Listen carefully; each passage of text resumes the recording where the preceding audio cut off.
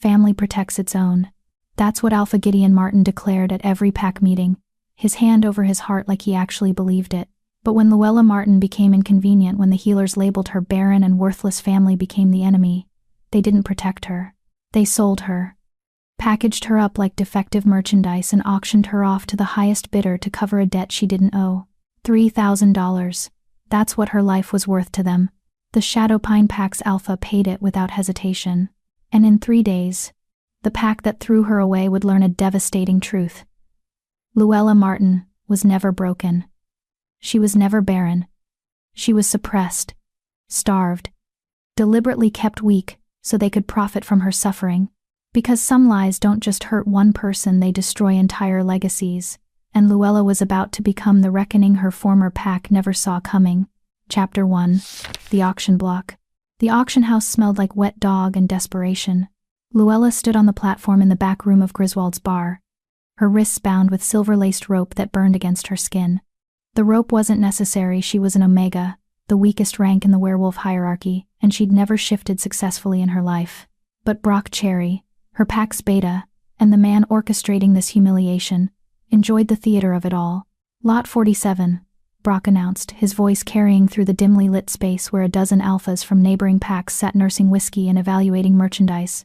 Female, 23 years old, Clearwater Pack bloodline, Omega rank, obedient, healthy, house-trained. Like she was a golden retriever. Luella kept her eyes on the floor, her dark hair falling forward to hide the shame burning in her cheeks. The concrete was stained with things she didn't want to identify. Somewhere in the corner, another Omega whimpered, a male, barely 18, being sold because his family couldn't afford to feed him. This was what happened to werewolves who couldn't contribute. To those who couldn't hunt, couldn't fight, couldn't breed, especially couldn't breed.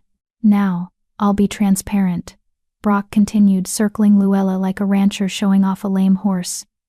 This one's barren, tested by 3 separate healers, not a viable mate for breeding purposes. But she's got other uses: domestic work, pack maintenance, that sort of thing. She can cook, clean, and she doesn't talk back. That last part was a lie. Luella talked back plenty. But after Brock had backhanded her across the face during the preparation process, she'd learned to save her words. Starting bid, 2,000, Brock said. Silence. The alphas stared at her with the same interest they'd give expired meat.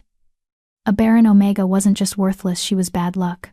In werewolf culture, females existed to strengthen pack bloodlines. A woman who couldn't bear children was a genetic dead end, a waste of resources. Luella had known this her entire life.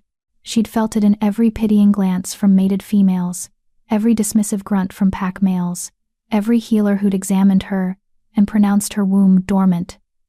The curse had started at 16 when she'd failed to experience her first heat. By 18, when other females were being courted by eager males, Luella was being shuffled to the back of pack gatherings. Forgotten. By 23, she'd become invisible. Until Alpha Gideon Martin, her own pack's leader and distant cousin, had lost $30,000 in a poker game with the Shadowpine Pack's representative. No takers at 2? Brock's voice held a sharp edge now. He needed to sell her. The Clearwater Pack's honor depended on paying their debts. And Luella was the only unmated female expendable enough to liquidate. 1,500. Someone called out, a grizzled alpha from the Riverbend Pack who ran a cleaning service for wealthy humans. He'd buy her as cheap labor, work her until her hands bled, and toss her out when she aged out of usefulness. 1,500 going once. 3,000. The voice came from the back of the room, deep and smooth like aged bourbon. Every head turned. The man who stood in the shadows was tall, easily 6'4", with shoulders that filled the doorway and presence that made the air feel heavier. He stepped into the light, and Luella's breath caught. He was beautiful in the way predators are beautiful, all sharp lines and controlled power, dark hair, nearly black, swept back from a face that could have been carved from marble. His eyes were amber true alpha gold, and when they locked on Luella, she felt the weight of them in her chest. Alpha Theodora Wagner of Shadowpine, Brock said, his voice suddenly obsequious. Didn't expect you personally, sir. Thought you'd send a representative. I changed my mind. Teodoro's gaze never left Luella. He moved closer, his footsteps silent despite his size. When he reached the platform, he stood directly in front of her, so close she could smell him, pine and earth and something wild. "Look at me," he said quietly. It wasn't a command. It was a request. But Luella found herself obeying anyway, lifting her chin to meet those amber eyes. For a moment, something flickered in his expression. Surprise? Recognition? It was gone before she could name it. 3,000 is generous for a Barren Omega, Brock said, recovering quickly. "She's yours if I'll take her. Don't you want to inspect her first? Check her teeth, I said I'll take her." Teodoro's voice dropped into a register that made every wolf in the room straighten their spines. "Do we have a problem, Beta Cherry?" "No, sir." "No problem." Brock was already fumbling for the contract papers, his hands shaking slightly. Luella watched in numb disbelief as money changed hands, crisp hundreds counted out on a beer-stained table. 30 $100 bills. The price of her entire existence.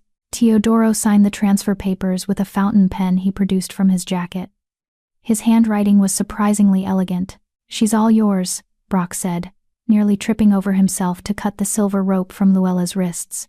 The moment it fell away, the burns began to heal, her weak Omega metabolism finally able to cope with the damage. "Get your things," Teodoro told her. "I don't have things," Luella said. Her voice came out hoarse from disuse. His expression darkened. "Nothing? They took my clothes to pay for the boarding fees while I waited for auction. This is borrowed." She gestured to the thin cotton dress that hung on her frame like a sack. It wasn't even hers, it belonged to Brock's mate, donated with the same enthusiasm someone might give away a used tissue. Teodoro's jaw tightened. For a moment, Luella thought he might hit someone. But instead, he shrugged off his jacket. Expensive black leather that probably cost more than her entire former life, and draped it around her shoulders. It was warm. It smelled like him. "Let's go," he said. Luella followed, because she had no choice. The auction house doors opened to a parking lot, where a sleek black SUV waited, engine running. A younger man stood beside it, sandy-haired, broad-shouldered, wearing the confident stance of a high-ranking wolf. "This her?" the man asked. "This is Luella Martin," Teodoro said. "Luella. This is Philip Underwood, my beta." Philip's eyes widened slightly when he got a good look at her, but he covered it quickly with a polite nod. "Ma'am. Ma'am." No one had ever called her ma'am. The drive to Shadowpine territory took 90 minutes. Luella sat in the back seat, drowning in Teodoro's jacket, watching the familiar landscapes of Clearwater fade into the darker, denser forests of Shadowpine. This pack was legendary, wealthy, powerful, exclusive. They didn't accept outsiders easily. They certainly didn't buy Barren Omegas. "Why?" Luella finally asked, her voice barely above a whisper. Teodoro glanced at her in the rearview mirror. "Why what? Why buy me? You could have gotten a fertile Omega for that price, or a beta female who could actually contribute to your pack." She swallowed hard. "I'm useless." "You're not useless." His voice was flat, final.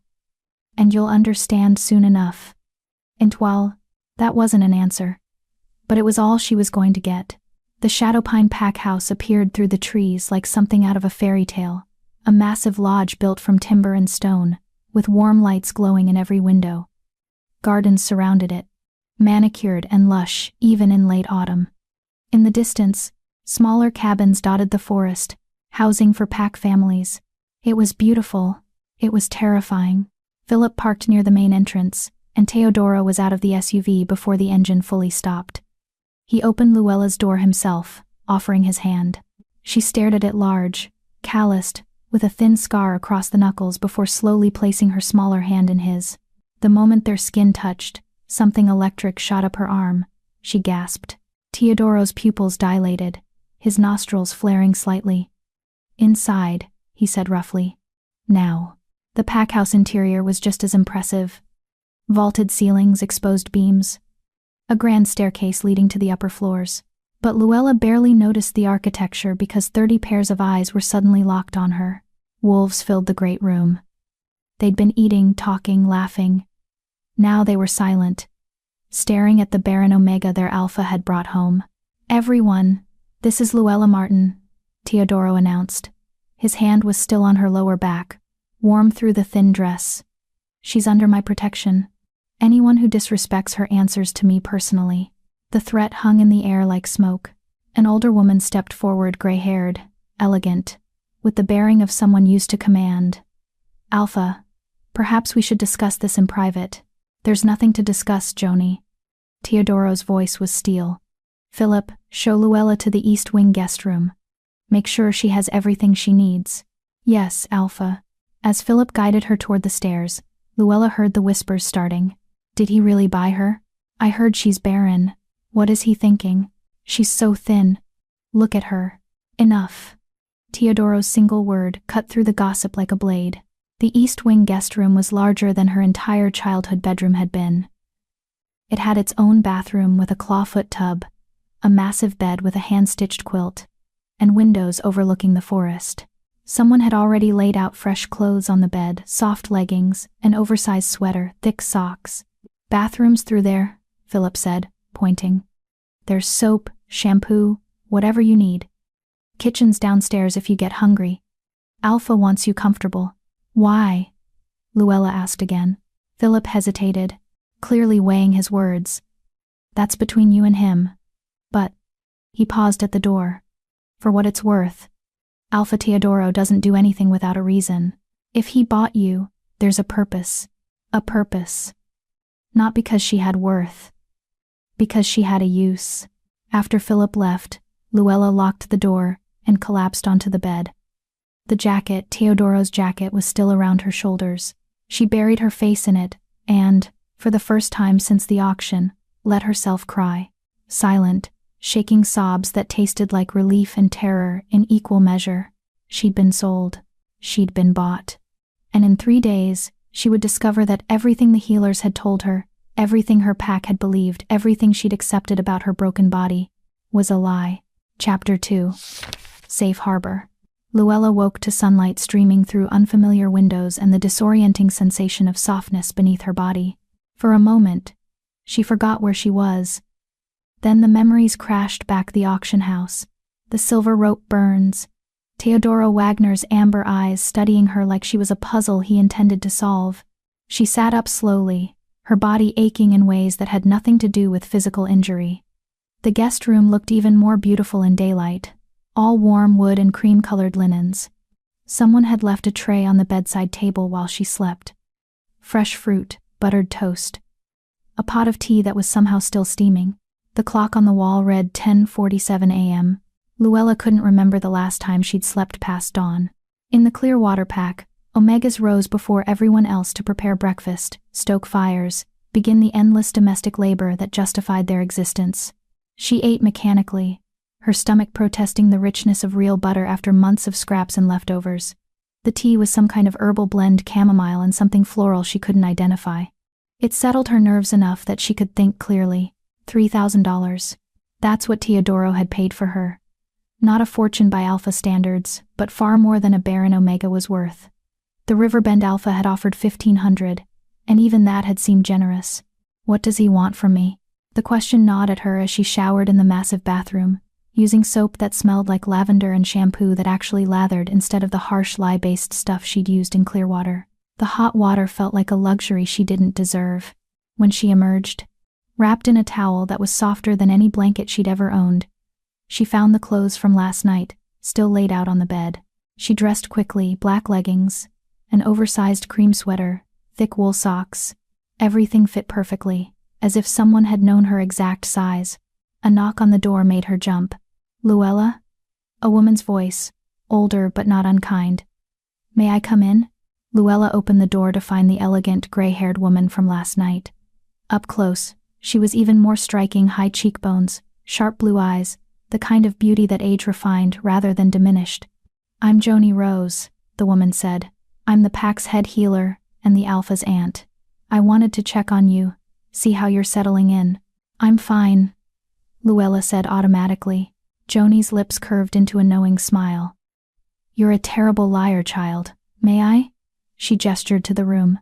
Luella stepped aside, and Joni entered with the quiet confidence of someone who'd been navigating pack politics for decades. She settled into the armchair by the window, gesturing for Luella to sit on the bed. I'm going to be direct with you, Joni said. Because you're clearly intelligent enough to know when you're being patronized. Do you know why my nephew bought you? No, neither do I. Joni's admission was surprisingly frank. Teodoro doesn't confide in me the way he did when he was younger, but I know him well enough to understand he doesn't act on impulse. Whatever his reasons, they're deliberate. I'm Barren, Luella said flatly. 3 healers confirmed it. I can't give him children.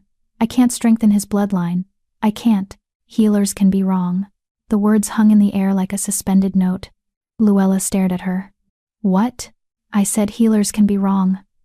Joni leaned forward, her blue eyes intense. I've been practicing for 43 years, child. I've seen things that would make younger healers question everything they learned. The body is not a simple machine. Especially not a werewolf's body. But the tests. What tests, exactly? Let me guess. They checked your hormones, examined your reproductive organs, declared your womb dormant or unresponsive. Luella nodded slowly. And did any of them consider that you might be a late bloomer? That your wolf might be suppressed rather than absent? That prolonged stress, malnutrition, or abuse could delay your full maturation? Joni's voice was sharp now, clinical. Or did they simply see an omega who hadn't experienced a heat by 18 and stamp you with a diagnosis that justified your pack's neglect? The words hit Luella like physical blows. She couldn't finish the sentence. I'm not saying you're fertile, Joni said, her tone gentling slightly. I'm saying the Clearwater healers might have been incompetent, lazy, or deliberately misleading. And before you ask, no, I won't examine you. That's between you and Teodoro. But I wanted you to understand that whatever you've been told about your body might not be the whole truth. Before Luella could respond, another knock sounded. This time it was Philip. Alpha wants to see you, he said. His office. Now, Teodoro's office was on the 2nd floor, overlooking the forest. It was exactly what Luella expected from an Alpha's private space: dark wood furniture, leather chairs, walls lined with books and pack records. What she didn't expect was the softness. A worn rug that had clearly been walked on for decades. Framed photos of pack members. A coffee mug on the desk with a chip in the rim. Teodoro stood at the window, his back to her. He wore dark jeans and a gray Henley that stretched across his shoulders, and for a moment, Luella was struck by how young he looked. He couldn't be more than 30, maybe 32. Sit, he said without turning around. Luella sat in the leather chair across from his desk, her hands folded in her lap to keep them from shaking. When Teodoro finally turned to face her, his expression was unreadable. He moved to his desk, leaning against it, rather than sitting behind it, a deliberate choice to reduce the power differential. How did you sleep? He asked. Fine. Did you eat? Yes. Joni speak with you? Yes. His jaw tightened. You don't have to be monosyllabic with me, Luella. I'm not going to punish you for having thoughts. The kindness in his voice made something crack in her chest. I don't understand what you want from me, she said, the words tumbling out before she could stop them. You paid $3,000 for a Barren Omega. You're housing me in a guest room instead of servants' quarters. You're having your aunt check on me like I'm a guest instead of property. What is this? What do you want? Teodoro was quiet for a long moment. Then he moved around the desk and crouched in front of her chair so they were eye level. I'm going to tell you something and I need you to listen carefully, he said. Can you do that? Luella nodded, not trusting her voice. You are not property. You were never property, even when your pack treated you that way. You are a person with agency, autonomy, and worth that exists independent of your ability to breed. He paused, letting the words sink in. I bought you because your pack was going to sell you to someone who would abuse you. I bought you because the moment I saw you on that platform, I knew. Knew what? His amber eyes held hers. That you're my mate. The world tilted.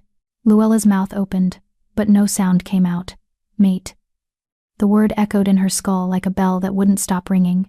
That's impossible, she finally whispered. Mates would know instantly. There would be a bond, a pull, I would have felt. You felt something when we touched in the parking lot. She had. That electric shock, that jolt of recognition that had made her gasp. That could have been anything, she protested. Static electricity, nerves, Luella. Her name in his mouth was gentle but firm. I'm 31 years old. I've touched thousands of wolves in my life. I've never felt what I felt when I touched you, and I've been searching for my mate since I was 18. But I'm Barren. You're not. 3 healers. We're wrong. Teodoro stood, running a hand through his hair in frustration. Or lying. I haven't decided which yet. But I know what I sensed when I bought you, and I know what my wolf is telling me now. You are my mate, Luella. And whatever your former pack told you about your body was either incompetence or cruelty. Luella felt tears burning in her eyes. You can't know that. You can't just decide that I'm not broken because you want it to be true. I'm not deciding anything. He moved back to the window, giving her space. I'm stating what I know, but I understand that you need proof. So here's what's going to happen. You're going to stay here for 3 days. During that time, you'll eat proper meals, you'll rest, you'll let your body recover from whatever hell your pack put you through. And at the end of 3 days, if you still want to leave, I'll give you money and a car and you can go anywhere you want. And if I stay, then we figure this out together. He turned back to face her. I won't force a bond on you, Luella. I won't claim you against your will, but I'm asking you to give us 3 days. That's all. 3 days. It felt like nothing and everything at once. What do I do during these 3 days? Luella asked. Whatever you want. Explore the territory. Meet the pack. Rest. Read. Joni can show you around if you'd like company. He paused. And tonight, you'll have dinner with me. Just the 2 of us. So we can actually talk like people instead of… whatever this is. Why are you being so kind to me? The question seemed to surprise him. Because you deserve kindness. Because you've clearly been starved of it for too long. And because… He hesitated, then continued. Because even if you weren't my mate, I'd still want to help you. No one should be sold like livestock. Luella looked down at her hands. They were shaking again. 3 days, she said quietly. 3 days, Teodoro agreed. The rest of the afternoon passed in a blur. Joni took Luella on a tour of the pack house, the massive kitchen where pack meals were prepared, the library with its floor-to-ceiling bookshelves, the common areas where wolves gathered to socialize. Everyone they passed stared at Luella with varying degrees of curiosity and suspicion. They'll warm up, Joni said. Once they realize you're not a threat. How am I a threat? I'm an Omega. You're an unknown Omega who has the Alpha's attention. In pack dynamics, that makes you very dangerous indeed. Joni's smile was wry, especially to the females who've been hoping to catch Teodoro's eye. They were passing through a hallway lined with portraits when Luella stopped short. One painting showed a younger Teodoro, maybe 18 or 19, standing beside a beautiful woman with dark hair and green eyes. His mother, Joni said quietly. Alpha Ana Huerta. She died when Teodoro was 23. Rogue attack during a border patrol. I'm sorry. So was he. It's why he's so protective of this pack. Why he takes threats seriously. Why he… Joni trailed off, then sighed. Why he won't tolerate anyone being treated as less than. They continued walking, but Luella's mind was spinning. An alpha who'd lost his mother young, who'd been searching for his mate for over a decade, who'd seen her on an auction platform and known. It was too much like a fairy tale, and Luella had learned long ago that fairy tales didn't happen to broken girls. Dinner was served in a small private dining room off the main kitchen. Just Luella and Teodoro, as promised, with Philip standing guard outside the door. The table was set simply 2 place settings. A roasted chicken, fresh vegetables, bread that was still warm from the oven. Teodoro served her himself, piling her plate with more food than she could possibly eat. Tell me about yourself, he said once they'd started eating. Not your pack history or your medical records. You. What do you like? What makes you happy? No one had ever asked her that before. I like books, Luella said slowly. Before everything happened, I used to sneak into the pack library at night. I'd read by flashlight under my blanket. What kind of books? Anything, everything, but mostly, she hesitated, mostly stories about people who started with nothing and became something more.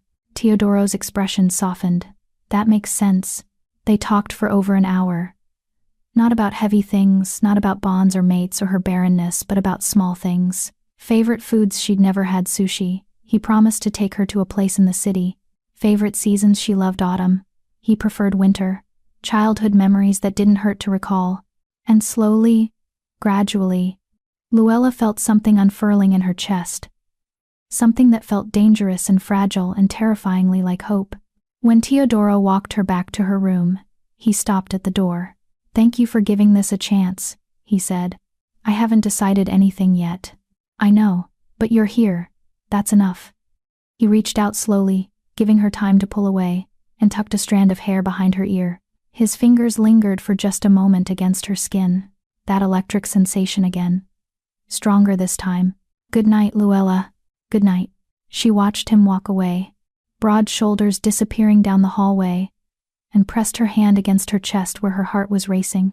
3 days. In 3 days, she would learn if fairy tales could come true, or if she was still just a barren omega pretending to be something more. Chapter 3. Fever dreams. Luella couldn't sleep. She lay in the massive bed, staring at the ceiling, her mind replaying Teodoro's words on an endless loop. "You are my mate." It was impossible. Mates recognized each other instantly, everyone knew that.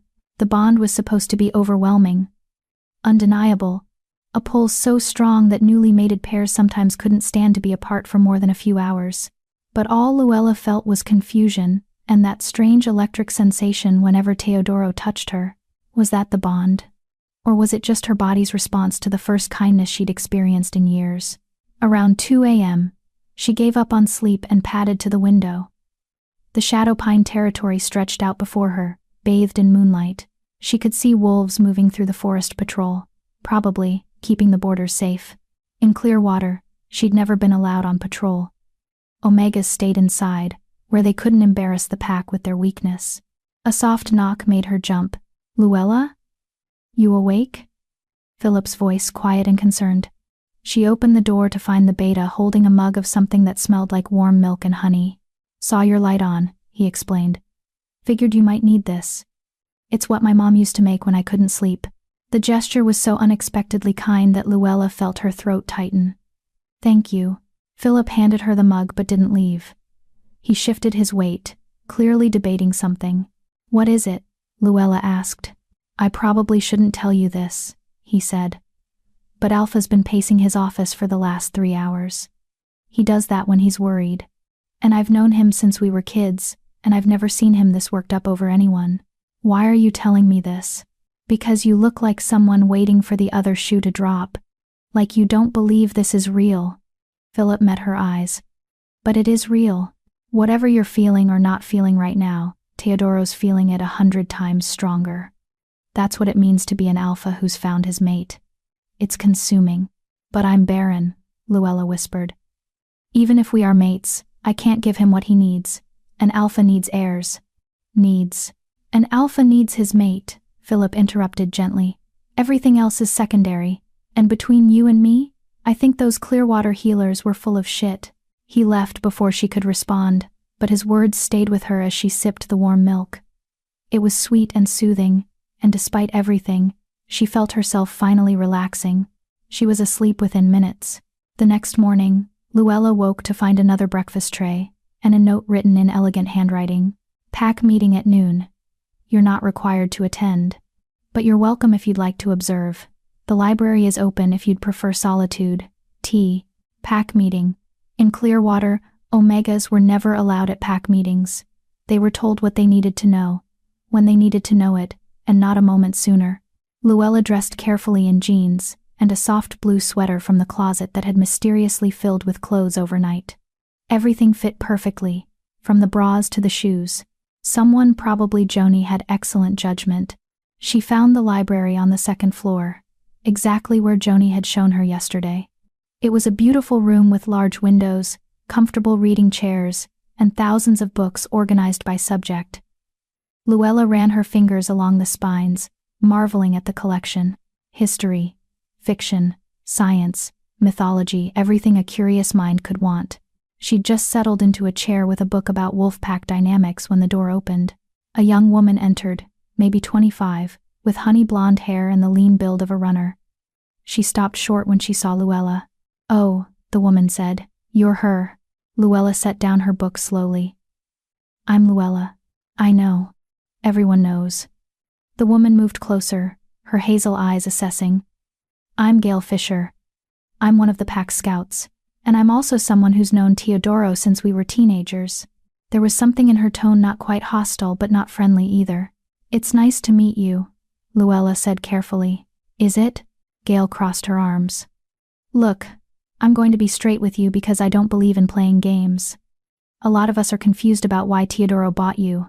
A Barren Omega with no skills, no connections, no obvious value to the pack, and now he's claiming you're his mate?" "I didn't claim anything," Luella said quietly. "He did. And do you believe him?" The question hung in the air. Luella thought about the electric sensation, about Teodoro's amber eyes, about the way her heart raced when he was near. "I don't know what I believe yet," she admitted, "but I'm here for 3 days to find out." Gail studied her for a long moment, then her expression softened slightly. "Fair enough. That's more honest than most people would be." She moved to the bookshelves, selecting a worn volume. "For what it's worth, I've never seen Teodoro act impulsively. If he says you're his mate, he believes it. Whether you feel it too, that's between you and him." She left without another word, but Luella noticed she'd left her book behind a collection of wolf mythology, marked with sticky notes and annotations. Luella picked it up and found a passage highlighted. "In rare cases, a mate bond may be suppressed by trauma, malnutrition, or deliberate magical interference. The bond exists, but lies dormant until conditions allow it to manifest. Such bonds are considered the strongest, as they must overcome significant obstacles to form." Her hands trembled as she read the words again. Suppressed by trauma, malnutrition, or deliberate magical interference. What if everything she'd been told was wrong? What if her body wasn't broken, just buried under years of neglect and abuse? At noon, Luella found herself standing outside the great hall where the pack meeting was being held. She could hear voices inside, dozens of them, discussing territory boundaries, hunting schedules, maintenance needs. She almost turned away, almost retreated back to the library, but then she remembered Teodoro's note. "You're welcome if you'd like to observe. Not commanded, not expected, just welcome." Luella pushed open the door. Conversation stopped. Every wolf in the room, at least 60 of them, turned to stare at her. She felt her face burning but forced herself to keep walking, searching for a place to sit at the back. "Luella," Teodoro's voice carried across the hall. He stood at the front, commanding the room with effortless authority. "Come here." Her feet moved before her brain could protest.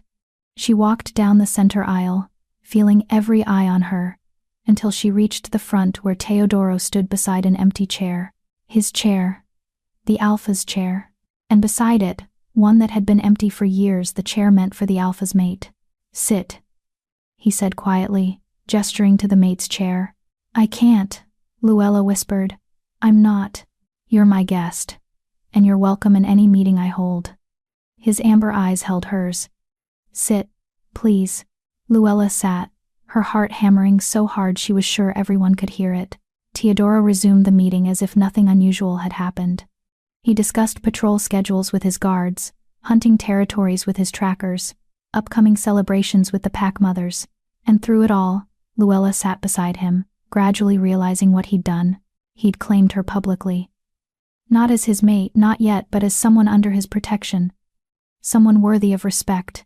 Halfway through the meeting, when a younger wolf questioned a decision about border security, Teodoro leaned back in his chair, and his hand brushed against Luella's armrest.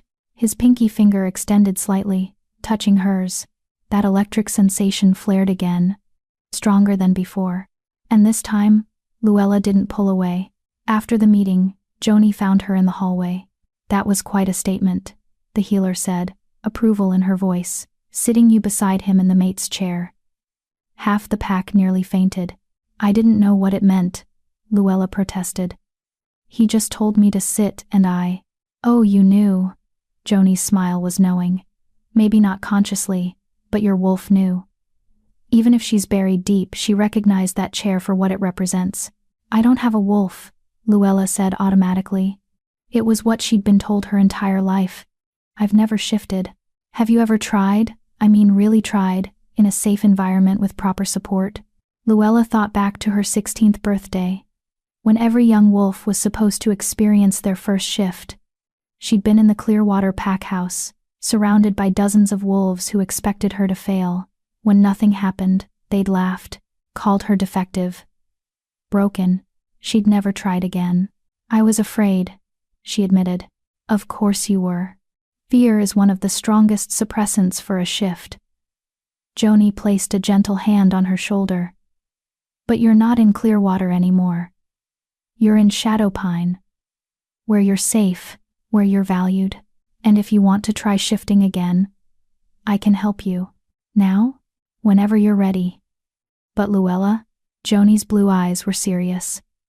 I examined your aura while you sat in that meeting, and I saw something the Clearwater healers either missed or deliberately ignored. What? Your wolf is there. She's just sleeping. Very, very deeply.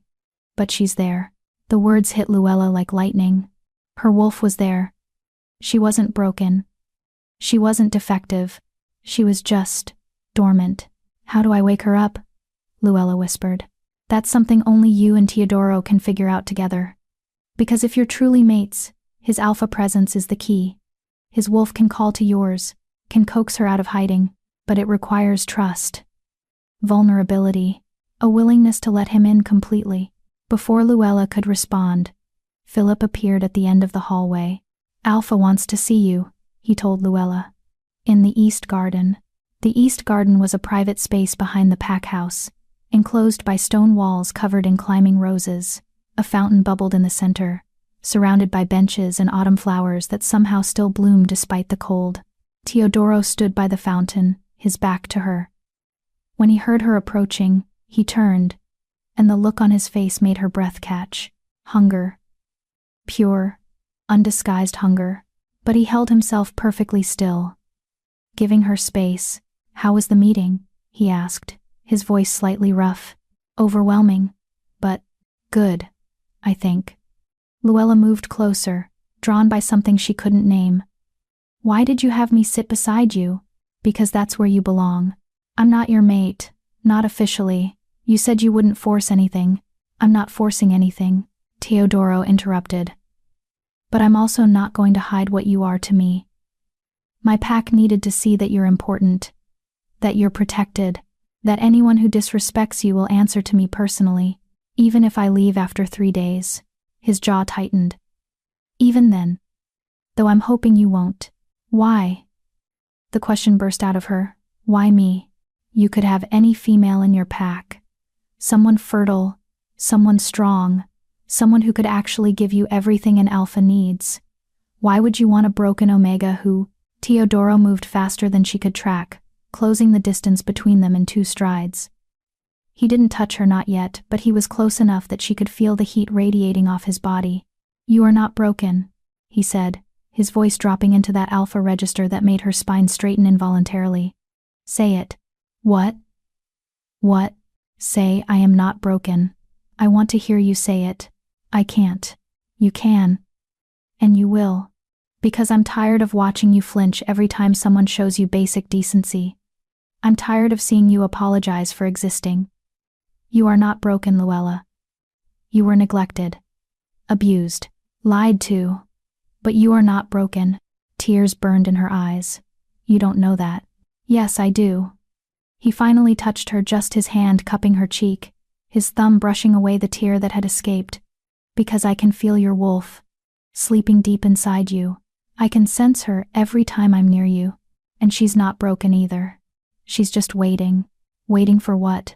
For you to feel safe enough to let her out. Luella closed her eyes, leaning into his touch despite herself. His hand was warm, calloused, gentle. Everything his touch shouldn't be, given what he was, a powerful alpha who could snap her in half without effort. I'm scared, she whispered. I know. But you don't have to be scared of me, never of me. His other hand came up to cradle her face, and when she opened her eyes, she found him staring at her with an intensity that stole her breath. I need to tell you something, and I need you to believe me. What? In 3 days, your body is going to go into heat.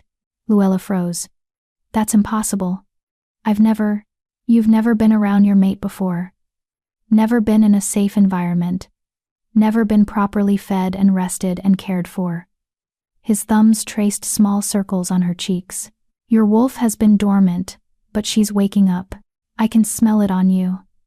The change in your scent, the way your temperature's slightly elevated, the increased heart rate when I'm near.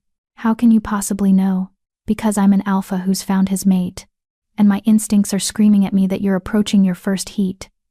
And when it comes, Luella, it's going to be intense, possibly overwhelming, and I need you to decide, right now, if you want me to help you through it or if you want me to stay away.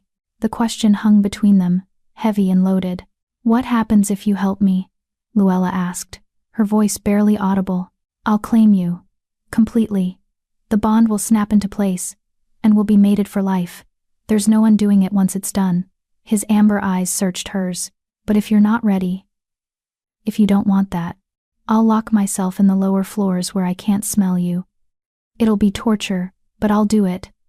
Because I meant what I said. I won't force this on you.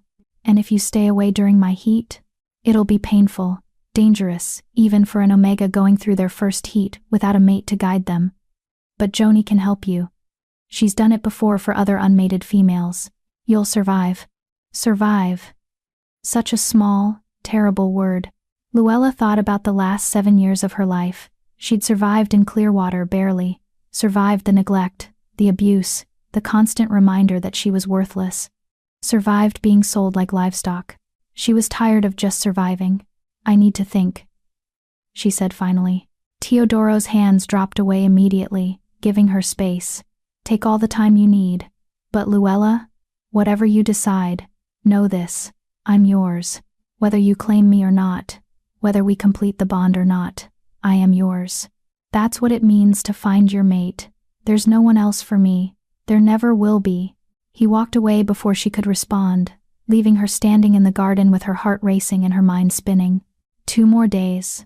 In 2 more days, everything would change. One way or another. Chapter 4. The Suppressant. That night, Luella dreamed. She was running through a forest, but not as herself, as something else. Something with 4 legs and sharp senses, and a power she'd never known before.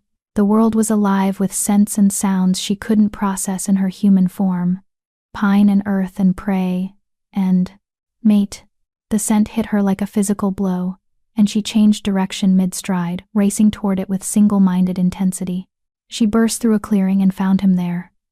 A massive black wolf with amber eyes, easily twice her size, radiating dominance and power. Her mate. He lowered his head in a gesture that was somehow both submissive and possessive, inviting her closer. She approached cautiously, and when their noses touched, the world exploded into sensation.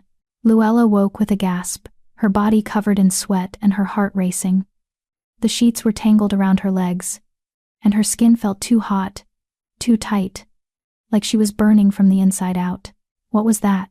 She stumbled to the bathroom and splashed cold water on her face, but it didn't help. The heat was building, spreading through her body in waves that made her knees weak. She gripped the sink, staring at her reflection. Her eyes looked different, brighter, almost gold instead of their usual brown. No, it's too soon. He said 3 days, not 1. Another wave of heat crashed over her, and this time she smelled it, her own scent, changing, becoming richer and sweeter, the scent of an Omega approaching heat. Panic clawed at her throat. She wasn't ready for this. Wasn't ready to make this decision. She'd planned to spend the next 2 days thinking, weighing her options, being rational. A knock on her bedroom door, followed by Joni's voice. Luella? Open the door, child. Luella barely made it to the door before her legs gave out. Joni caught her, surprisingly strong for a woman her age, and helped her back to the bed. It's happening, Luella gasped. The heat. It's why is it happening now? He said 3 days. The mate bond is accelerating it. Joni pressed a cool cloth to Luella's forehead. Your wolf recognizes Teodoro. She's been dormant for so long, and now that she's found her mate, she's waking up fast. Too fast. What do I do? That depends. Do you want to complete the bond? I don't know. Luella's voice cracked. I don't know him. I don't know this pack. I don't know if I can trust any of this. Then we suppress the heat. Joni was already pulling supplies from the medical bag she'd brought. I can give you herbs that will delay it. Push it back for a few weeks. It'll buy you time to think clearly. But Luella, you need to understand. This is only a temporary solution.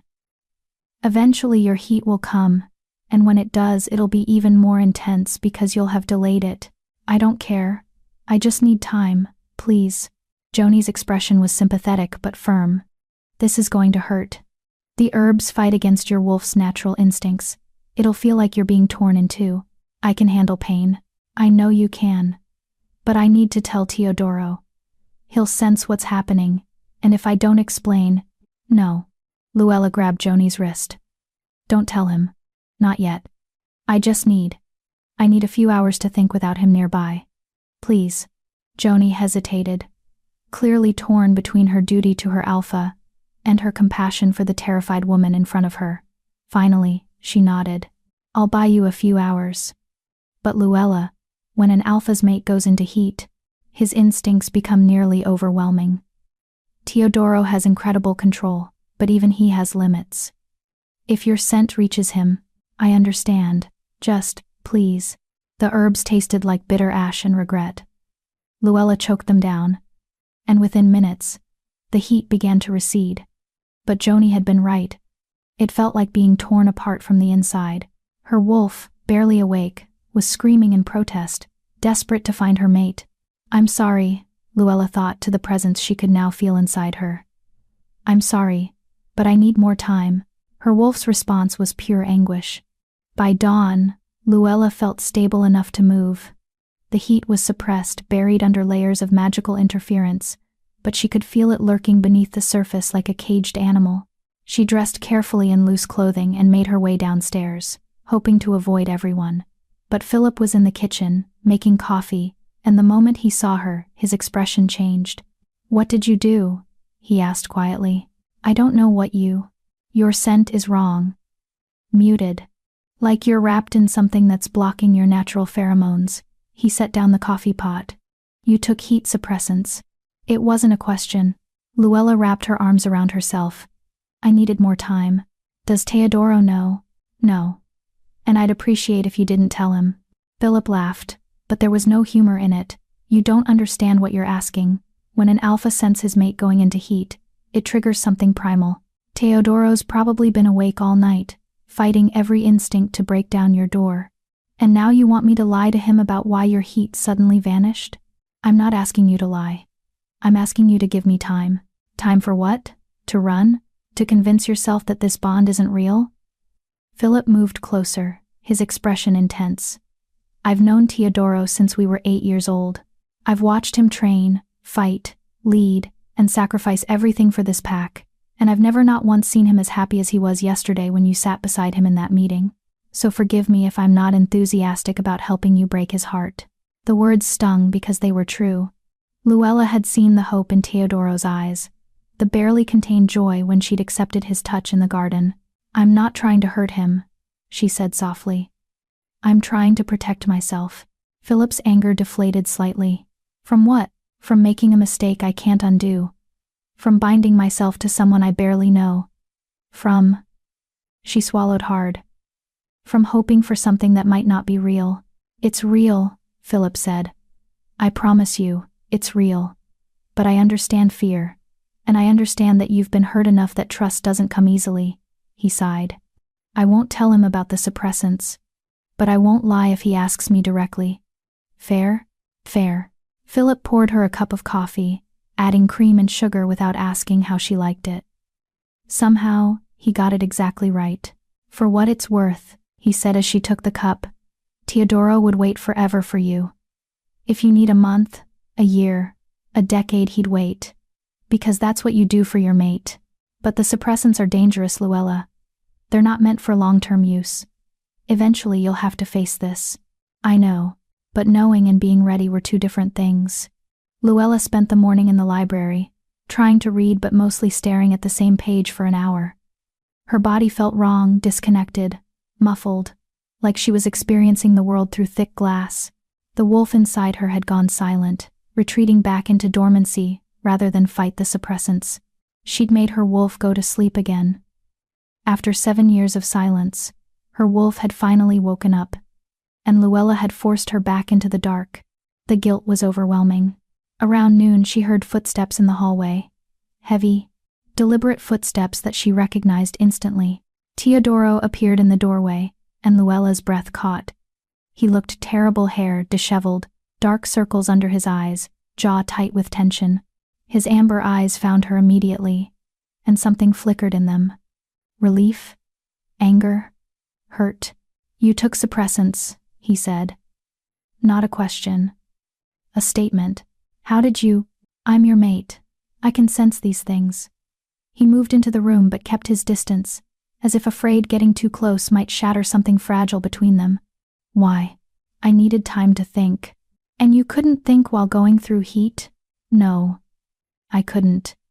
Luella set down her book, forcing herself to meet his eyes. "You asked me to make a decision that would change my entire life. Forever.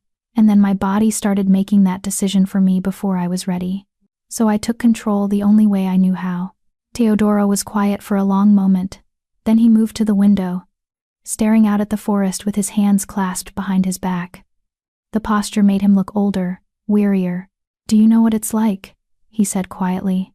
"To finally find the person you've been searching for your entire adult life, only to have them recoil from you?"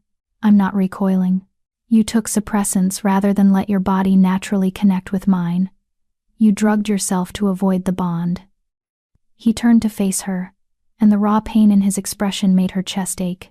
"What do you call that if not recoiling?" "I call it self-preservation," Luella said, her own anger rising.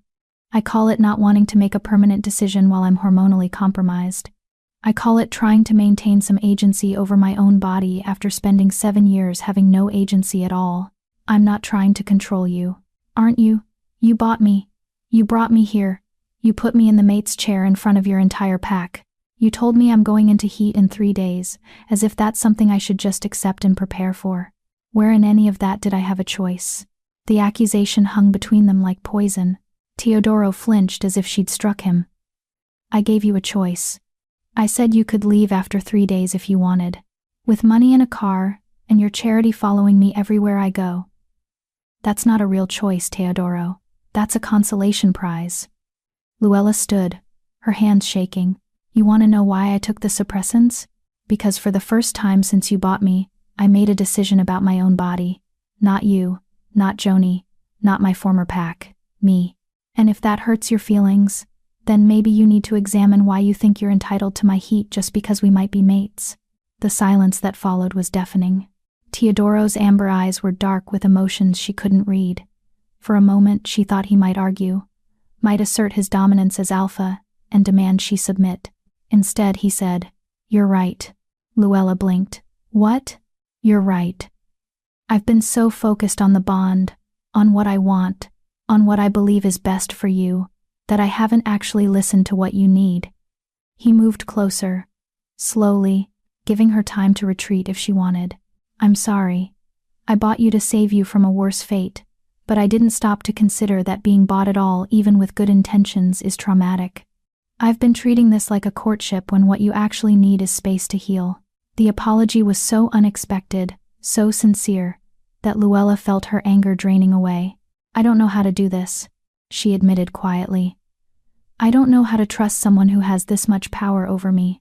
Even if you're kind, even if you mean well, you're still an alpha and I'm still an omega, and the power imbalance is significant, I know." Teodoro stopped a few feet away, close enough to talk but far enough to give her breathing room. "So here's what we're going to do. You're going to stay here as long as you want, not 3 days, not 3 weeks, but however long it takes for you to feel safe, and during that time, I'm going to court you properly. No pressure about heats or bonds or mating, just getting to know each other. Like people do when they're not operating under werewolf instincts. And if I never feel ready?" His jaw tightened, but his voice remained steady. "Then I'll accept that. Because forcing you to complete a bond you don't want would destroy everything that makes you who you are.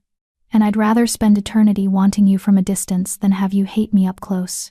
Luella stared at him, searching for deception, for manipulation, for any sign that this was a trap.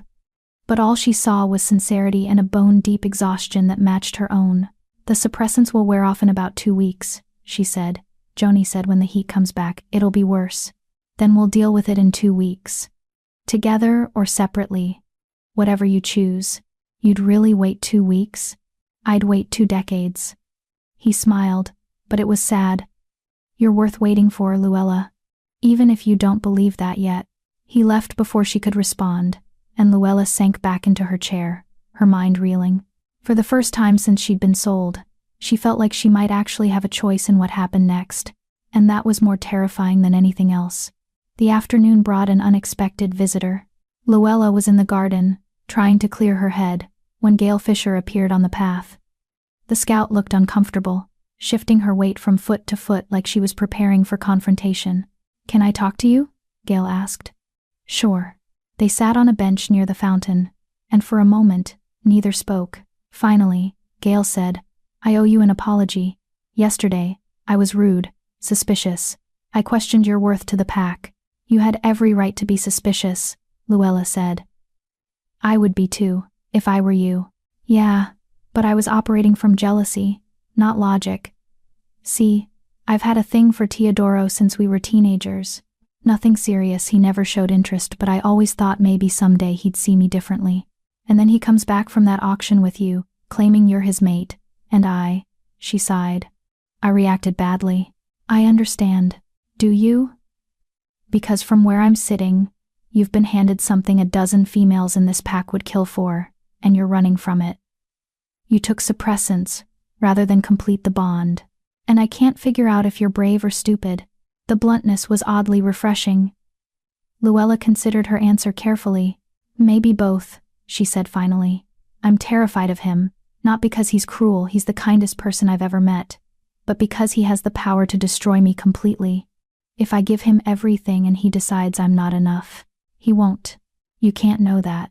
"Yes, I can. Because I've seen Teodoro lead this pack for 9 years. I've watched him make impossible decisions, sacrifice his own happiness for others, put everyone's needs before his own, and I've never not once seen him give up on someone he cares about." Gail turned to face her fully. "If he says you're his mate, you're his mate. For life. Even if you reject the bond, even if you leave, he won't choose anyone else. That's just who he is. That sounds like a prison, or it sounds like unconditional love. Depends on your perspective." Gail stood, brushing off her jeans. "Look, I'm not saying you should rush into anything. Take your time, figure out what you want, but don't assume that Teodoro's feelings are as fragile as the other men you've known. He's an alpha. When we commit completely." She walked away, leaving Luella alone with her thoughts and the sound of water trickling in the fountain. Unconditional love. Luella had never experienced that before. Her parents had died when she was young, and the aunt who'd raised her had done so out of obligation rather than affection.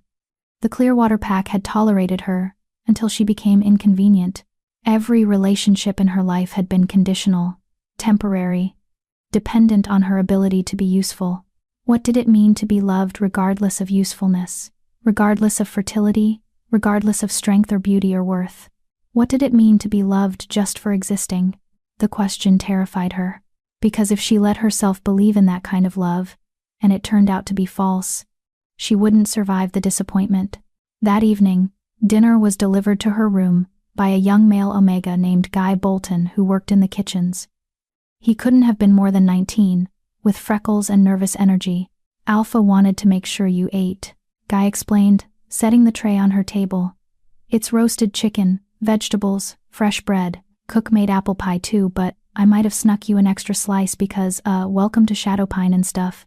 The kindness was so genuine that Luella smiled despite herself. "Thank you, Guy." "No problem."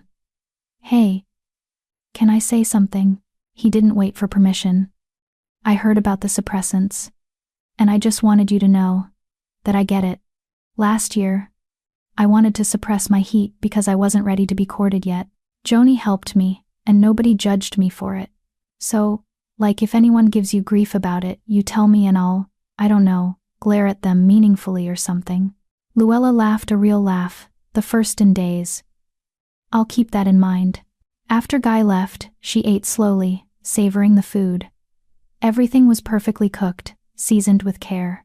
Someone in that kitchen actually gave a damn about what she was eating. She was halfway through the apple pie when she heard it, a low, mournful howl from somewhere in the forest. It was answered by another, then another, until the night was filled with the song of wolves calling to each other. Luella moved to the window and looked out at the moonlit territory. She could see them now, dozens of wolves, shifted and running through the trees, playing, hunting, existing in their true forms without fear or shame. And standing alone on a hill overlooking the pack house was a massive black wolf with amber eyes, Teodoro. Even from this distance, she could feel his gaze on her window. He wasn't howling like the others. He was just watching, waiting. The wolf inside her stirred, pushing against the suppressants, desperate to answer his call. The pain of denying her was sharp enough to make Luella gasp. I'm sorry, she thought again. I'm so sorry. But she didn't open the window, didn't call out to him. She just watched until he finally turned and disappeared into the forest, leaving her alone with her guilt and her fear and her desperate, terrifying hope that maybe, just maybe, this could all be real. Chapter 5. Tipping Point. The next 5 days passed in a strange, suspended reality. Luella found a routine in Shadowpine that felt both foreign and comforting. She woke each morning to breakfast trays that appeared outside her door like magic. She spent her days in the library, reading everything she could find about mate bonds, werewolf biology, pack dynamics. She took walks through the territory, always accompanied by either Philip or Joni, learning the boundaries and meeting pack members who ranged from cautiously welcoming to openly curious. And every evening, she had dinner with Teodoro, not in the formal dining room, but in small, intimate spaces. The garden, when weather permitted. His office with takeout containers spread across his desk. Once, in the kitchen at midnight, when neither of them could sleep, making grilled cheese sandwiches and talking about everything except the bond hanging between them, he courted her the way humans courted, with conversation and attention, and small gestures that had nothing to do with biology. He asked about her favorite books and actually read them so they could discuss the plots. He showed her his favorite places in the territory. A waterfall hidden in the northern woods, a meadow where wildflowers bloomed even in autumn, a cave system that housed ancient pack records. He never touched her beyond the occasional brush of fingers when handing her something. Never pushed. Never demanded. It was driving Luella slowly insane. Because the suppressants were wearing off. She could feel it in the increasing restlessness, the way her skin felt too sensitive, the dreams that were becoming more vivid and explicit. Her wolf was waking up again. And this time, she was angry. You rejected him, her wolf seemed to whisper in the quiet moments. You rejected us. On the 6th day, Luella woke drenched in sweat with Teodoro's name on her lips. The heat was coming back, exactly as Joni had warned, and it was coming back with a vengeance. She made it to the bathroom before her legs gave out, gripping the cool tile floor as waves of need crashed over her. This was different from before, more intense, more focused. Her body knew exactly what it wanted, and who it wanted it from. She needed to find Joni. Needed more suppressants. Needed. The bedroom door opened. Luella's head snapped up to find Teodoro standing in the doorway, his chest heaving like he'd run up the stairs. His eyes were pure gold now, his wolf, right at the surface. I could smell it from my office, he said, his voice rough. Your heat. It's breaking through the suppressants. Get out. Luella gasped. You need to leave. I can't. I know. I'm going. But he didn't move. His hands were clenched into fists at his sides, knuckles white with the effort of controlling himself. But I need you to understand something first. This heat is going to be worse than the first one. Your body delayed it once, and now it's compensating. If you take suppressants again, you risk permanent damage to your fertility. I don't care. Yes, you do. Because you're not actually barren, Luella. You never were. And if you keep drugging yourself to avoid this bond, you'll make that lie a truth. His amber eyes pinned her in place. Is that really what you want? To destroy your fertility just to avoid me? The accusation hit like a physical blow. That's not fair, she whispered. Nothing about this is fair. Not for you, not for me, not for the wolves we're supposed to be. He took one step into the room, then stopped himself. I'm going to the lower levels. I'll lock myself in until your heat passes. But Luella, I need you to know. If you reject this bond, if you choose to never complete it, I will respect that choice. I'll never touch you, never claim you, never force anything, but I can't watch you destroy yourself trying to deny something that's written into your very DNA. You don't understand. I understand that you're terrified. I understand that trusting someone with that much power over you feels impossible. I understand that every instinct you have is telling you to run. He dragged a hand through his hair, the gesture speaking to a frustration that went soul deep. But running from this won't make it go away. It'll just make you miserable, and I can't stand watching you suffer. Then stop watching. The words came out harsher than she'd intended, and she saw him flinch. For a moment, his carefully controlled expression cracked, and she saw the raw hurt beneath. As you wish, he said quietly. He left, closing the door behind him with careful precision. A minute later, she heard his office door slam, then footsteps descending the stairs toward the lower levels where the pack kept secure rooms for wolves who needed isolation. He was really leaving, locking himself away so she could suffer through this heat alone rather than risk making her uncomfortable with his presence. Luella pressed her face against the cool tile and tried to convince herself this was what she wanted. Joni arrived within 10 minutes, her medical bag in hand and her expression grim. He told me, the healer said, kneeling beside Luella, about the heat breaking through. How bad is it? Bad, getting worse. Luella could barely form coherent sentences. Every nerve ending was on fire, screaming for relief that only one person could provide. I need more suppressants. No. Luella's head jerked up. What? I said, no, I won't give you more suppressants. Teodoro was right, another dose could cause permanent damage. Your body is already fighting against artificial interference. If I add more chemicals to the mix, I can't guarantee what will happen. Joni's blue eyes were sympathetic but immovable. You have two choices. Complete the bond with Teodoro, or let the heat run its course naturally without him. How long will it last? Without a mate? 3 to 5 days of intense discomfort, fever, chills, muscle aches, overwhelming arousal that can't be satisfied. It won't kill you, but it'll feel like dying. 3 to 5 days. Luella wanted to laugh at the cosmic cruelty of it. What if I complete the bond?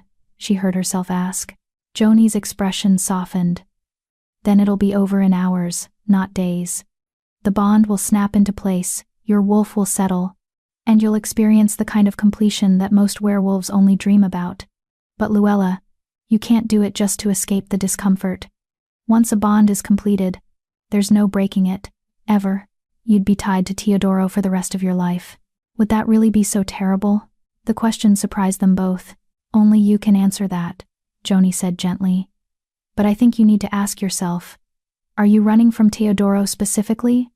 Or from the idea of being vulnerable with anyone? Because those are very different things. She left Luella with supplies, cold compresses, herbal tea that would help with the fever, thick blankets for when the chills hit. But no suppressants. No easy way out. Luella crawled back to bed and tried to think through the haze of heat and need. Teodoro had been nothing but kind, patient, understanding. He'd given her space when she needed it, had backed off when she asked, had literally locked himself away to avoid pressuring her during her most vulnerable moment. He was everything the Clearwater males hadn't been, everything she'd secretly hoped for during those long, lonely years when she'd convinced herself she'd never be anyone's mate. So why was she still running? Because if I give him everything and it turns out to be a mistake, I'll have nothing left, she thought. Because hope is more dangerous than despair. Because I've spent so long being nothing that the idea of being everything to someone terrifies me. Her wolf stirred, pushing against her consciousness with increasing insistence. He's our mate. Why are you doing this to us? Because I'm scared, Luella whispered to the empty room. So is he. But he's still here. Still waiting. Still hoping. Was that true? Was Teodoro as scared as she was? Luella thought about the exhaustion in his eyes, the careful way he controlled himself around her, the raw hurt when she'd told him to stop watching. He was an alpha, powerful, confident, commanding. But he was also a man who'd been searching for his mate for 13 years. A man who'd finally found her, and was being held at arm's length while she decided if he was worth the risk. That had to hurt, probably hurt more than he'd ever admit. Another wave of heat crashed over her. And this time, it came with a scent memory, pine and earth, and something uniquely Teodoro. Her body reacted immediately, arching into the phantom sensation of touch that wasn't there. She needed him. Not just needed, with an intensity that went beyond physical desire into something primal and essential. Her wolf howled in agreement. Go to him. Claim him. Make him ours. I can't, Luella gasped. I'm not ready. You'll never be ready. There's no perfect moment. No guarantee of safety. There's just him and us, and the choice to be brave enough to try. The wolf's words echoed in her mind long after the voice faded. Philip found her 4 hours later, huddled in bed with a fever of 103 degrees. Jesus, he muttered, pressing a hand to her forehead. You're burning up. Where's Joni? She left. Said I had to ride it out naturally. Luella's teeth were chattering despite the fever. Where's Teodoro? Lower levels, locked in one of the secure rooms. He made me promise not to let him out until your heat passed, no matter what he said or did. Philip's expression was grim. He's not doing well, Luella. I can hear him from 3 floors up. He's fighting every instinct he has to stay away from you. How long has he been down there? 6 hours. And it's killing him, literally driving him half mad with the need to protect you, comfort you, help you through this. Philip sat on the edge of the bed, his expression more serious than she'd ever seen it. I'm going to say something, and you can be mad at me if you want. But someone needs to tell you the truth. What truth? That you're not just hurting yourself with this decision. You're hurting him too. And yeah, I get that you've been hurt, that you've got trauma and trust issues, and every reason to be cautious.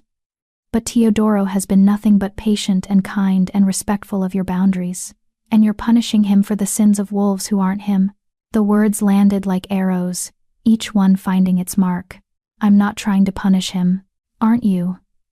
Because, from where I'm sitting, you took his kindness and threw it back in his face. You took suppressants rather than let your body naturally connect with his. You're choosing days of agony over hours of completion with someone who's proven he'd do anything for you. If that's not punishment, what is it? It's self-preservation, Luella said. But the words sounded weak even to her own ears. No, it's self-destruction. Because you're so afraid of being hurt that you're refusing to let yourself be happy.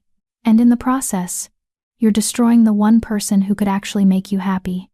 Philip stood, his movements sharp with barely contained anger. I'm not going to tell you what to do, but I am going to tell you this. Teodoro Wagner is the best man I've ever known. He's loyal, honest, brave, and so fucking decent it sometimes makes me want to punch him. And if you walk away from him, you'll regret it for the rest of your life. He left before she could respond, and Luella was alone again with her fever, her fear, and her wolf's increasingly insistent demands. Go to him. Stop being a coward. Go to him. What if it doesn't work? Luella whispered. What if the bond snaps into place and I realize I've made a terrible mistake? What if it does work? What if you find everything you've ever wanted? What if you discover that being loved is better than being safe? The question hung in the air, unanswered. Because Luella didn't have an answer. She just had fear and hope and a choice that felt too big to make. But the fever was getting worse. The heat was intensifying. And somewhere 3 floors below, her mate was locked in a room, fighting his own battle against instincts that demanded he come to her. They were both suffering, both fighting, both terrified of the same thing. That taking this leap might destroy them, or save them. Luella pulled the blankets tighter and tried to convince herself she was making the right choice. But her wolf's words kept echoing. You'll never be ready. There's no perfect moment. No guarantee of safety. There's just him. And us. And the choice to be brave enough to try. Was she brave enough? She was about to find out. Chapter 6. The Claiming. Midnight came with a fever that broke 104 degrees. Luella lay in bed, her body alternating between burning heat and violent chills. The sheets were soaked with sweat, Her muscles ached like she'd been beaten. And the overwhelming, consuming need, had reached a point where she couldn't think about anything else. She could hear wolves moving through the pack house, quiet footsteps in the hallways, hushed conversations that stopped when they passed her door. Everyone knew what was happening. Everyone was waiting to see what she'd choose. Complete the bond and end the suffering, or endure 3 more days of this hell because she was too scared to take the leap. Around 2 a.m., her wolf stopped asking and started demanding. Enough. I've been silent for 7 years. I've been patient while you made excuses, but I will not spend 1 more minute suffering because you're too afraid to claim what's ours. Go. To him. The command came with such force that Luella found herself sitting up despite the fever, despite the weakness in her limbs, despite every rational thought screaming that this was a bad idea. Her wolf wasn't asking permission anymore. She was taking control. Luella's feet hit the floor, and she was moving before her conscious mind caught up, down the hallway, past the curious stares of 2 young wolves on patrol duty, down the main staircase to the first floor. "Ma'am?" One of the guards stepped forward. "You shouldn't be out of bed," the healer said. "Where is he?" Luella's voice came out rough, barely recognizable. The guards exchanged glances. "The lower levels," the female guard said quietly. But Alpha left strict instructions not to be disturbed. "Take me to him." "We can't." That wasn't a request. Luella met their eyes, and for the first time in her life, she felt her wolf rise to the surface. Felt the power that had been dormant for so long finally waking up. "Take me to my mate, now." The command in her voice, the Alpha command that should have been impossible for an Omega, made both guards straighten their spines. "Yes, ma'am," the male guard said, clearly shocked. They led her down 2 more flights of stairs into the lower levels of the pack house. The air here was cooler, damp, and thick with the scent of earth and stone. Security doors lined the hallway, each one reinforced with silver to contain wolves who needed isolation. At the end of the hall, 1 door was closed, and from behind it came sounds that made Luella's heart clench. Growls, thuds, the scrape of claws against stone. "He's been like that for hours," the female guard said softly. "Fighting his wolf. Fighting his instincts. He's in pain, ma'am. Real pain. Because of her. Because she'd been too scared to accept what they both needed." "Open it," Luella said. "Are you sure?" "When an Alpha is in this state, he's not entirely rational. If he smells your heat, open the door." The guards looked at each other, then the male pulled out a key card and swiped it through the reader. The lock clicked open, with a sound that seemed too loud in the quiet hallway. "We'll be right outside if you need us," the female guard said. Luella pushed open the door and stepped inside. The room was sparse concrete walls, a single cot, a small bathroom visible through an open doorway, and in the center of it all, pacing like a caged animal, was Teodoro. He'd partially shifted. His hands were claws, his eyes pure gold, his canines elongated. His shirt was in shreds on the floor, revealing a muscled chest covered in a sheen of sweat. He looked dangerous. Feral, every inch the predator that werewolf legends warned about. The moment she entered, he froze. His head snapped toward her, nostrils flaring as he caught her scent. The scent of an Omega in heat, finally ready for her mate. "Luella." Her name came out as a growl. "You shouldn't be here. I know. I can't control myself around you right now. My wolf is too close to the surface. If you stay." "I know," she said again, stepping further into the room. The door clicked shut behind her, and she heard the lock engage. The guards were giving them privacy. "I came here because I'm done running." Teodoro went utterly still. "What?"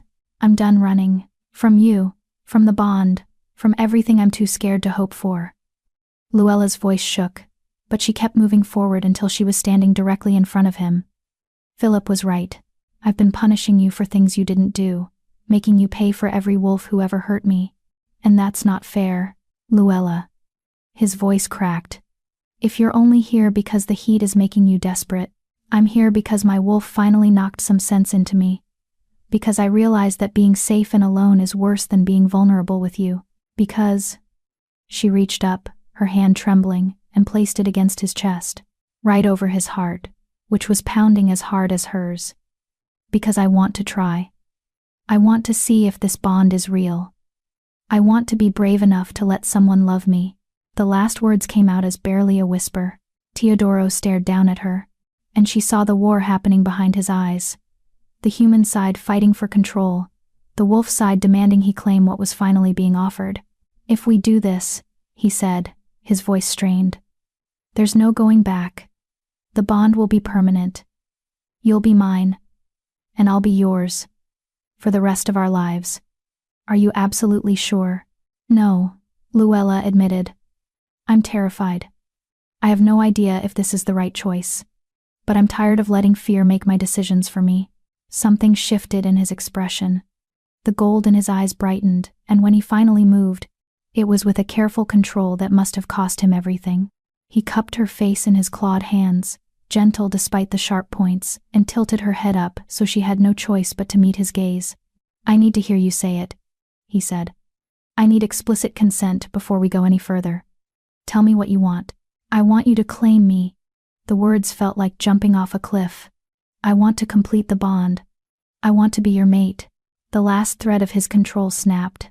Teodoro's mouth crashed down on hers with a desperation that spoke to 6 days of restraint finally breaking. The kiss was claiming, possessive, hungry, everything Luella had secretly wanted but been too afraid to admit.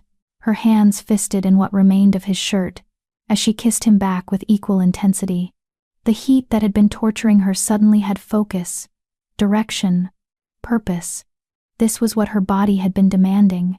This was what her wolf had been screaming for. Him. Always him. Only him. Teodoro broke the kiss long enough to growl. "Bed. Now."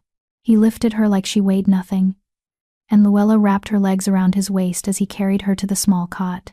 It barely fit both of them, but neither cared. The moment her back hit the mattress, Teodoro was covering her body with his weight pressing her down in a way that should have felt confining but instead felt safe. "Last chance," he said, his voice barely human. "Tell me to stop and I will. I'll lock myself in the bathroom and stay there until your heat passes. But if we continue, I'm going to claim you completely. Mark you. Bond you. Make you mine in every way that matters." Luella looked up at him, at the male who'd bought her freedom, who'd given her time and space and patience she didn't deserve, who was offering her one more escape route even though it was clearly killing him. "I don't want you to stop," she said. "I want you to show me what it means to be someone's mate." The sound he made was pure wolf, triumphant and possessive, and so full of relief it made her chest ache. "Then hold on," he said, "because I've been waiting 13 years for you, and I'm not gentle when it comes to things I want to keep." Hours later, or maybe minutes, Luella had lost all sense of time. She lay boneless and satisfied beneath Teodoro's bulk. The heat that had been consuming her was gone, replaced by a bone-deep contentment she'd never experienced before. And something else, something new and bright and impossibly strong, the bond. She could feel Teodoro in her mind now, not in words but in sensations. His satisfaction, his overwhelming joy, his protective instincts that wrapped around her like a physical shield, and beneath it all, a love so fierce and complete it made her want to cry. "Can you feel it?" he asked, his voice rough from exertion. He was propped on his elbows above her, his amber eyes searching hers. "The bond?" "Yes."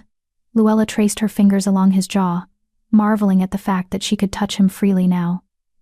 "It's overwhelming. It'll settle in a few days. Right now, everything's heightened because the bond is new." He pressed a kiss to her forehead, then her nose, then her lips soft, reverent kisses that contrasted sharply with the claiming that had just occurred. "How do you feel?" "Complete," she said honestly. "For the first time in my life, I feel complete." Teodoro's expression softened into something so tender it made her breath catch. "Good. Because you are complete. You always were. You just needed someone to reflect that truth back at you." He rolled to the side, taking her with him so she was tucked against his chest.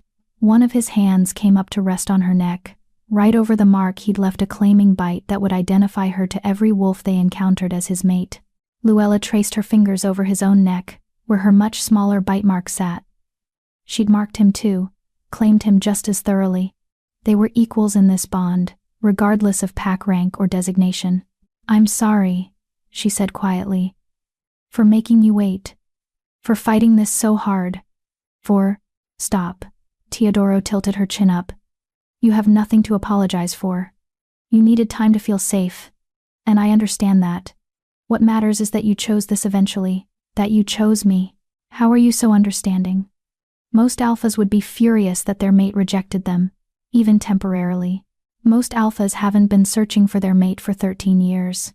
Most alphas haven't experienced the despair of thinking they might never find their other half. His thumb traced the bond mark on her neck, and she felt the gesture echo through their connection. I would have waited 13 more years if that's what you needed. Because you're worth waiting for, Luella. You've always been worth it. The sincerity in his voice made something crack open in her chest, something that had been locked tight for so long she'd forgotten it was there. I love you, she heard herself say. The words came out rushed, almost surprised. I know it's too soon. I know we barely know each other, but I can feel it through the bond and Teodoro kissed her quiet. When he pulled back, he was smiling, a real smile that transformed his entire face. I love you too, he said. I've loved you since I saw you on that auction platform, looking terrified and defiant at the same time. I've loved you through every dinner, every conversation, every moment you pushed me away because you were too scared to let me close. And I'm going to love you for the rest of my life. Luella buried her face in his chest and let herself cry, not from sadness, but from the overwhelming relief of finally being chosen, being wanted, being loved for exactly who she was. Broken parts and all. We should probably get out of this room eventually, Teodoro said after her tears had subsided. The pack is going to want to celebrate. There's a whole mating ceremony tradition we're supposed to follow. Can we stay here for a few more hours? Luella asked. I'm not ready to share you yet. She felt his satisfaction through the bond before he even spoke. We can stay as long as you want. The pack can wait. Right now, the only thing that matters is you and me. He pulled a blanket over them both, and Luella let herself relax completely for the first time since the auction. She was safe. She was loved. She was exactly where she was supposed to be. Her wolf, finally quiet, purred with contentment. I told you, she seemed to say. I told you he was ours. You were right, Luella whispered. Teodoro stirred. What? Nothing. Just talking to my wolf. What's she saying? That she's insufferably smug about being right. Luella smiled against his chest. Good. I want to meet her. Your wolf. I want to run with her under the full moon and show her what it means to be free. The promise in his words made her heart race, because she'd never shifted successfully, never experienced what it meant to run as a wolf. But with Teodoro beside her, with the bond strengthening her, maybe now she could. Soon, she promised, but not tonight. Tonight I just want this, you and me, and nothing else.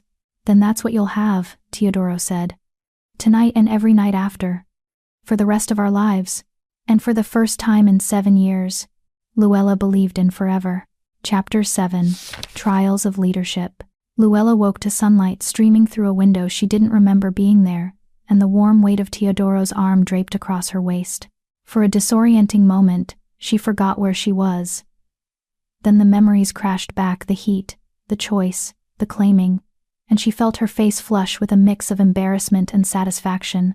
She was mated, permanently, irrevocably mated to an alpha who was currently snoring softly against her neck, his breath warm on her skin. The bond hummed between them like a living thing, feeding her sensations she was still learning to interpret. Contentment, protectiveness. And underneath it all, a bone-deep satisfaction that made her want to purr like a cat.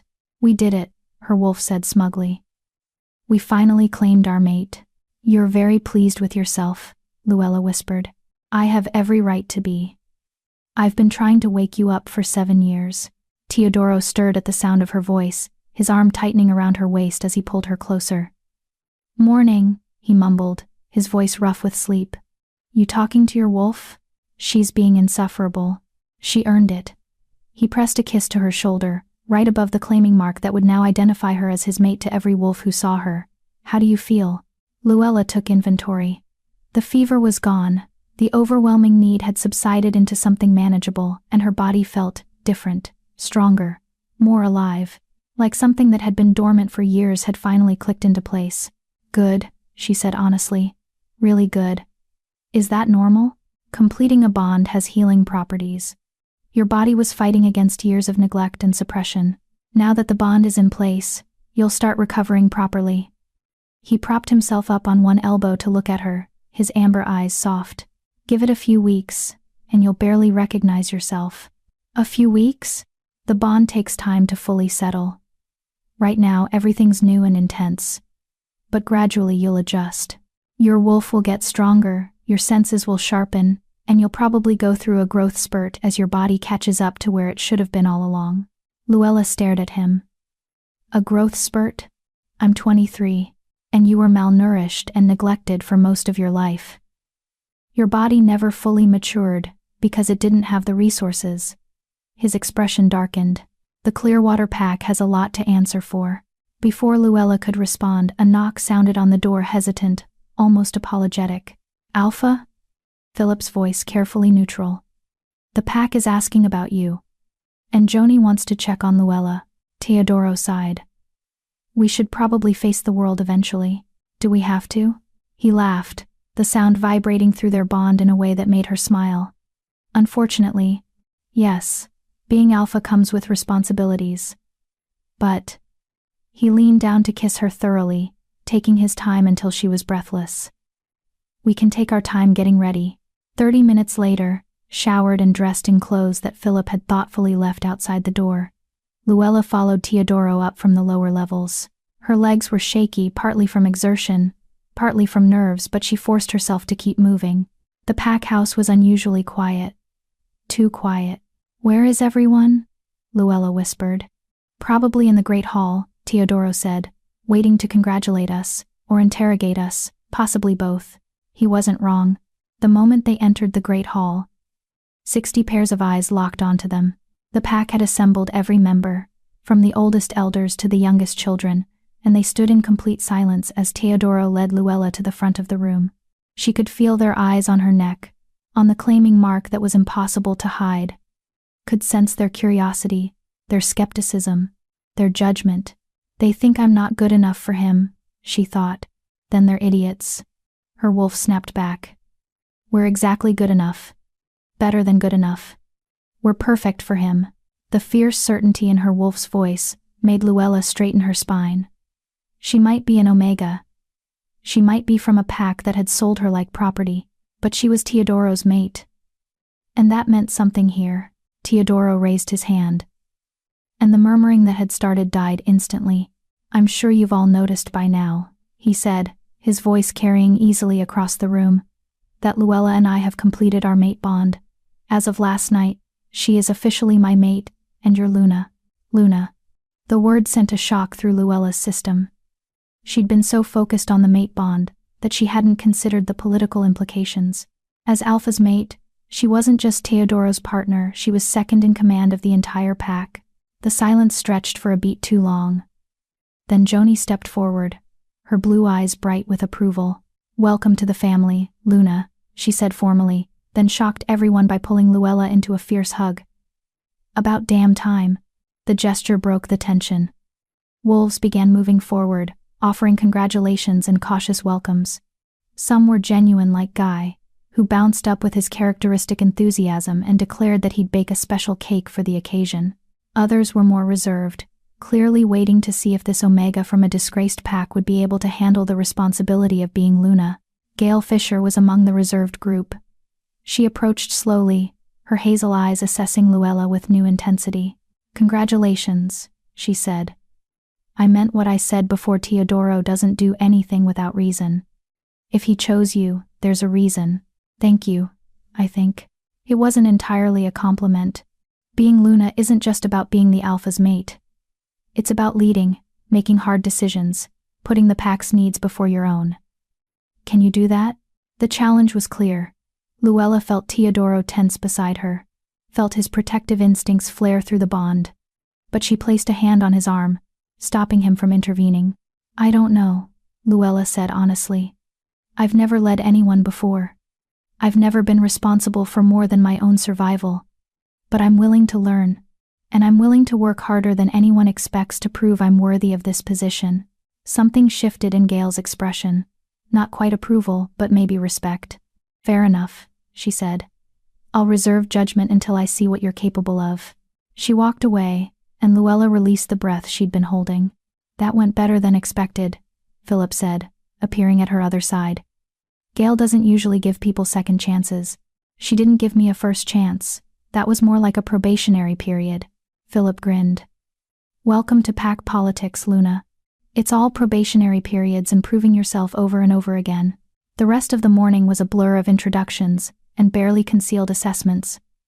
Luella met the pack's teachers, who ran the school for young wolves.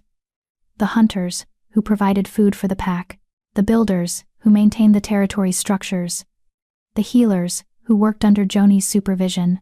Each interaction felt like a test she wasn't entirely sure she was passing. By noon, her head was pounding, and the bond was transmitting Teodoro's growing concern. You need a break, he said quietly, pulling her aside. This is overwhelming for anyone, let alone someone who's been through what you've been through. I'm fine. You're exhausted. I can feel it through the bond. He guided her toward their office, ignoring the curious stares. We're taking an hour. The pack can survive without us for 60 minutes. The office was exactly as Luella remembered. Warm, lived in, comfortable. But now there was a second desk beside Teodoro's, already set up with fresh notebooks and pens. I had it brought in this morning, he explained. I figured you'd need your own workspace.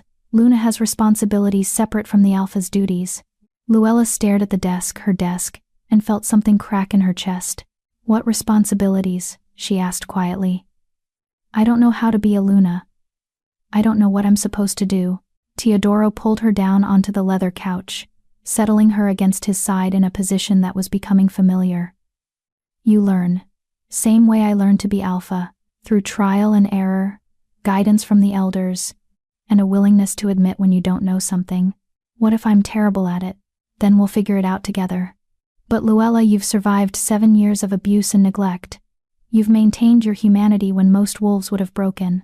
You've stayed kind and hopeful despite having every reason to become bitter. Those qualities make you exactly the kind of Luna this pack needs. The pack doesn't trust me yet. No, they don't, but they will. Once they see you're committed to their well-being, once you prove you're not going to abandon them, they'll trust you. It just takes time. He pressed a kiss to her temple. And I'll be beside you every step of the way. Through the bond, Luella felt his absolute certainty. He believed in her, even when she didn't believe in herself. What are Luna's responsibilities? She asked. Officially, you're second in command. If something happens to me, you lead the pack. You mediate disputes, especially those involving females or children. You oversee domestic matters, food distribution, housing assignments, education. You represent the pack in negotiations with other packs, particularly when it comes to alliances or territorial agreements. Luella felt her panic rising. That's a lot. It is, but you don't have to master it all at once. We'll start small. Today, you're just going to rest and let the bond settle. Tomorrow, Joni can show you around the territory properly, introduce you to key pack members in smaller groups. Next week, you can start sitting in on disputes. Everything else can wait until you're ready. And if I'm never ready? Teodoro turned her to face him, his amber eyes serious. Then we'll find a different approach.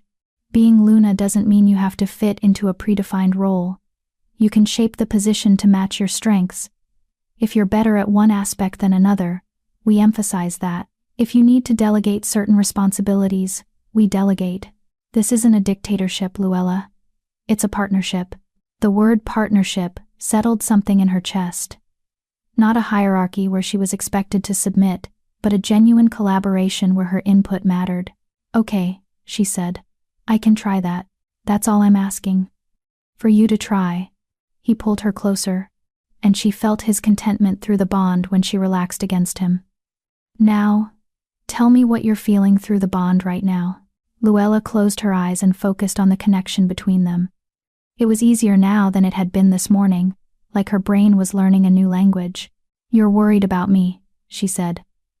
But also happy. Really, really happy. And she concentrated harder. Protective. Fiercely protective. Like you'd fight anyone who threatened me. That's the alpha in me. It's instinctive when it comes to mates. I'd tear apart anyone who tried to hurt you." He said it so casually, like discussing the weather, but Luella felt the truth of it through the bond. He meant every word. "What else?" he prompted. "You're hungry." "No. Starving." "When did you last eat?" "Yesterday afternoon." "I've been locked in the lower levels since yesterday evening, remember?" Guilt crashed through her. She'd been so focused on her own suffering that she hadn't considered his. "I'm sorry. Stop apologizing. I chose to lock myself down there. And I'd do it again, if that's what you needed." He stood, pulling her up with him. "But you're right that I'm starving. Let's go raid the kitchen before Guy gets any ideas about that celebration cake." The kitchen was mercifully empty, except for 2 women working on dinner preparations. They looked up when Luella and Teodoro entered, their expressions shifting from surprise to carefully neutral politeness. "Alpha, Luna," the older woman said. "Can we help you with something?" "Just looking for lunch," Teodoro said. "Don't let us interrupt." But the women had already stopped working, clearly uncomfortable with the alpha and his new mate invading their space. Luella recognized the dynamic immediately. It was the same tension she'd experienced in Clearwater, where Omegas were expected to be invisible when higher-ranking wolves were present. "Please, continue with what you were doing," Luella said gently. "We're just going to make sandwiches." The younger woman, barely 20, with nervous energy glanced at her companion, then back at Luella. "Luna, you don't need to make your own food. We can prepare something. I want to make it." Luella moved to the refrigerator, pulling out bread, cheese, and cold cuts. "Besides, I like cooking. It's relaxing." That was a lie. She'd never particularly enjoyed cooking, but she recognized an opportunity to set a precedent. She wasn't going to be a Luna who expected to be waited on constantly. The 2 women exchanged glances, clearly uncertain how to handle an alpha pair who was making their own lunch. But gradually, they returned to their work, and the kitchen filled with the comfortable sounds of meal preparation. Teodoro watched her with amusement as she assembled sandwiches with more care than necessary. "You're making a point," he said through the bond. "Is it working?" "Yes. They're already less tense. You're good at this." "At making sandwiches?" "At reading people and adjusting to make them comfortable. That's a valuable skill for a Luna." The praise warmed her more than it should have. She finished the sandwiches and turned to find both women watching her with something that looked almost like approval. "Thank you for not disrupting our work, Luna," the older woman said. "Most high-ranking wolves expect everyone to stop what they're doing and cater to them." "I'm not most high-ranking wolves," Luella said. "I'm an Omega who got lucky enough to find her mate. And I haven't forgotten what it's like to be at the bottom of the hierarchy." The words hung in the air for a moment. Then the younger woman smiled a real, genuine smile. "I think you're going to be a good Luna," she said shyly. It was the first unqualified approval Luella had received all day, and it meant more than the woman probably realized. They ate lunch in Teodoro's office, their office now discussing pack business that Luella barely understood but tried to follow anyway. Territory boundaries, patrol schedules, upcoming meetings with neighboring packs. "There's a gathering next month," Teodoro said. "All the regional alphas meet to discuss territorial disputes and alliance matters. You'll need to attend as my Luna." "A gathering of alphas," Luella said faintly. "That sounds terrifying. It's political theater, mostly. A lot of posturing and showing off. But it's important for them to meet you, to understand that Shadowpine now has a Luna and that we're a united front." "What if I embarrass you?" Teodoro set down his sandwich and took her hand. "You couldn't embarrass me if you tried. But Luella, I need you to understand something. The other alphas are going to test you. They're going to see an Omega Luna from a disgraced pack and assume you're weak. They're going to push boundaries, make veiled insults, try to get a reaction. And what am I supposed to do? Stand your ground. Don't apologize for who you are. Remember that you're my mate, which means you're one of the most protected wolves in this region. Anyone who disrespects you is disrespecting me, and they know it." His amber eyes were fierce. "You have power now, Luella. You just need to learn how to use it." Power. The word felt foreign in her mouth. But through the bond, she felt Teodoro's absolute certainty that she could handle this. Maybe he was right. Maybe she was stronger than she thought. That evening, Joni arrived with an armful of books. Luna training, she announced, dropping them on Luella's new desk. Pack history, werewolf law, traditional ceremonies, diplomatic protocols. You've got a lot of reading ahead of you. Luella stared at the stack, at least 15 heavy volumes. All of this? Just the basics. There's more in the library if you want to go deeper. Joni settled into one of the chairs, looking pleased with herself. But don't worry, I'm not expecting you to memorize everything overnight. Think of this as a reference library for when questions come up. What kind of questions? Everything from, what's the proper greeting for a visiting alpha, to, how do I mediate a dispute between two wolves who both think they're right? Joni's expression turned serious. Being Luna means being the pack's counselor, mediator, and sometimes therapist. Wolves will come to you with problems they don't feel comfortable bringing to Teodoro. You need to be prepared for that. The responsibility felt crushing. But before Luella could spiral into panic, Teodoro's hand landed on her shoulder, warm and grounding. One step at a time, he reminded her. You don't have to be perfect immediately. Listen to your mate, Joni said. He's right. But Luella, I also want you to know, you're not alone in this. I've been Luna's advisor for 3 generations. If you have questions, if you need guidance, if you just need someone to vent to, I'm here. We all are. The pack wants you to succeed. Even the ones who don't trust me yet, especially them, because once you prove yourself, their loyalty will be absolute. Shadowpine wolves don't give trust easily, but once it's earned, it's unshakable. Joni stood, heading for the door. Oh, and one more thing. Your heat will return in about 3 weeks. It'll be milder now that the bond is complete, but you should still prepare. Talk to Teodoro about how you want to handle it. Some mates prefer privacy. Others don't mind if pack business continues as usual. She left before Luella could respond, and the silence that followed was loaded with implications. 3 weeks, Luella said faintly. We'll figure it out when it happens, Teodoro said. For now, let's just focus on getting through today. Today. Just today. Luella could handle that. She hoped. Chapter 8. Ghosts from Clearwater. 3 days after completing the bond, Luella's old life came back to haunt her. She was in the library, struggling through a dense text on werewolf diplomatic protocols, when Philip burst through the door with an expression that made her stomach drop. We have a problem, he said. The Clearwater pack is here. Luella's book slipped from her fingers. What? Alpha Gideon Martin and Beta Brock Cherry. They're at the border demanding an audience with Teodoro. They're claiming he stole pack property and they want restitution. Pack property. They meant her. Luella stood on shaking legs, her wolf rising with a snarl that surprised them both. Where's Teodoro? Eastern border with the patrol unit. I've already sent word, but it'll take him 20 minutes to get back. And the Clearwater wolves are getting aggressive. They're threatening to file a formal complaint with the regional council if we don't. I'll handle it. Philip stared at her. Luna, with all due respect, you've been mated for 3 days. You don't have to. They sold me. Luella's voice came out harder than she'd intended, edged with the anger she'd been suppressing for days. They called me barren and worthless and sold me to the highest bidder. And now they're calling me property? No. I'm handling this. Through the bond, she felt Teodoro's alarm spike, felt him change direction and start running toward the pack house at full speed. But she also felt something else. His reluctant pride that she was willing to stand her ground. Be careful, his voice whispered through their connection. Don't let them provoke you. I won't. But I'm not hiding from them either. Philip looked like he wanted to argue but finally nodded. I'll come with you.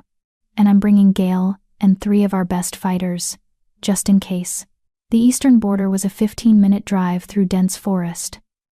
Luella sat in the passenger seat of Philip's truck, her hands clenched in her lap to keep them from shaking. Through the bond, she could feel Teodoro getting closer, his wolf pushing him faster than should be possible. Wait for me, he urged. Don't engage until I'm there. I'm just going to talk to them.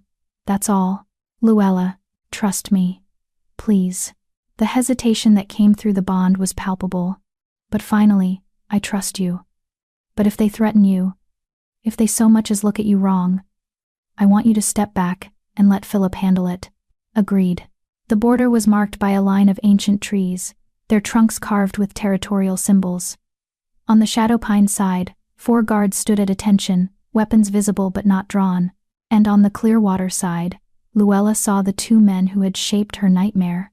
Alpha Gideon Martin looked exactly as she remembered, tall, broad-shouldered, with the kind of classic handsomeness that fooled people into thinking he was noble. His dark hair was streaked with premature gray, and his blue eyes held the same cold calculation they'd always had. Beside him, Beta Brock Cherry wore a smirk that made Luella's skin crawl. He was the one who'd tied her wrists with silver rope, who'd called her house-trained, who'd backhanded her when she dared to protest. Well, well, Brock said as Luella emerged from the truck. Look who it is. Come back to beg for forgiveness? Luella forced herself to keep walking until she stood directly across from them, the borderline between her feet and theirs. Philip flanked her left side, Gale her right, and she felt the protective stance of the 3 fighters behind her. I'm not here to beg for anything, Luella said, her voice steadier than she felt. I'm here because you're threatening my pack.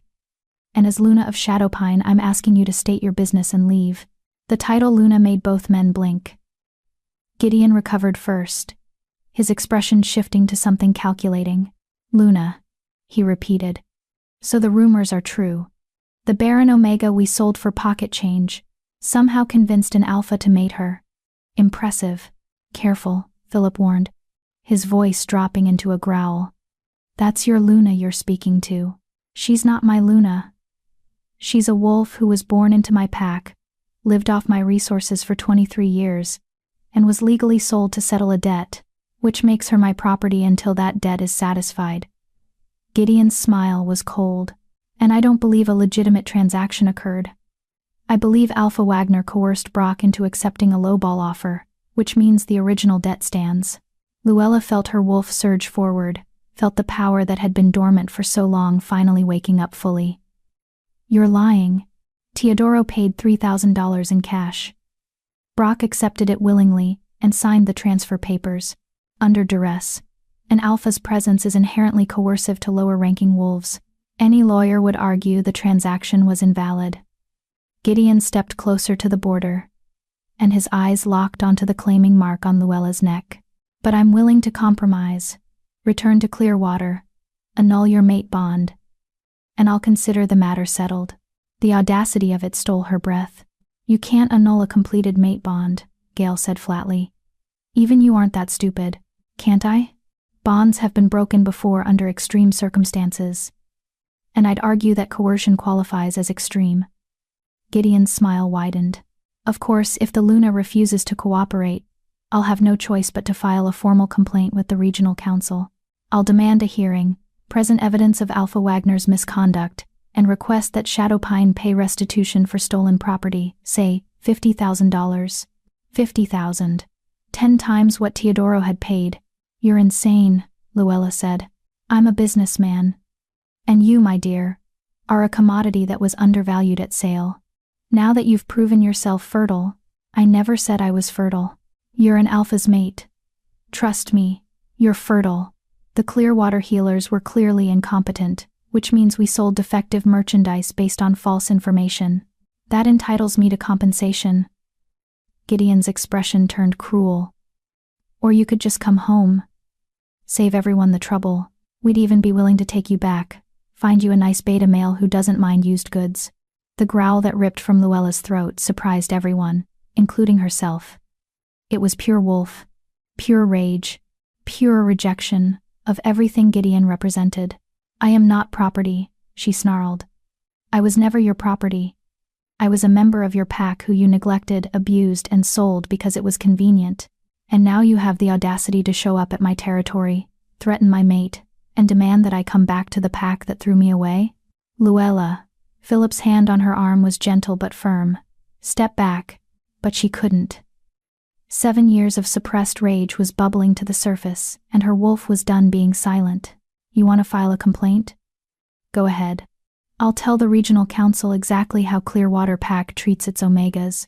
I'll describe every beating, every insult, every meal I was denied because I wasn't useful enough. I'll explain how you tied me up with silver rope that left burns on my wrists for days. I'll detail how you sold me to the first buyer who would take me, no questions asked, because paying your gambling debts was more important than my safety. Gideon's expression darkened. Watch your tone, Omega.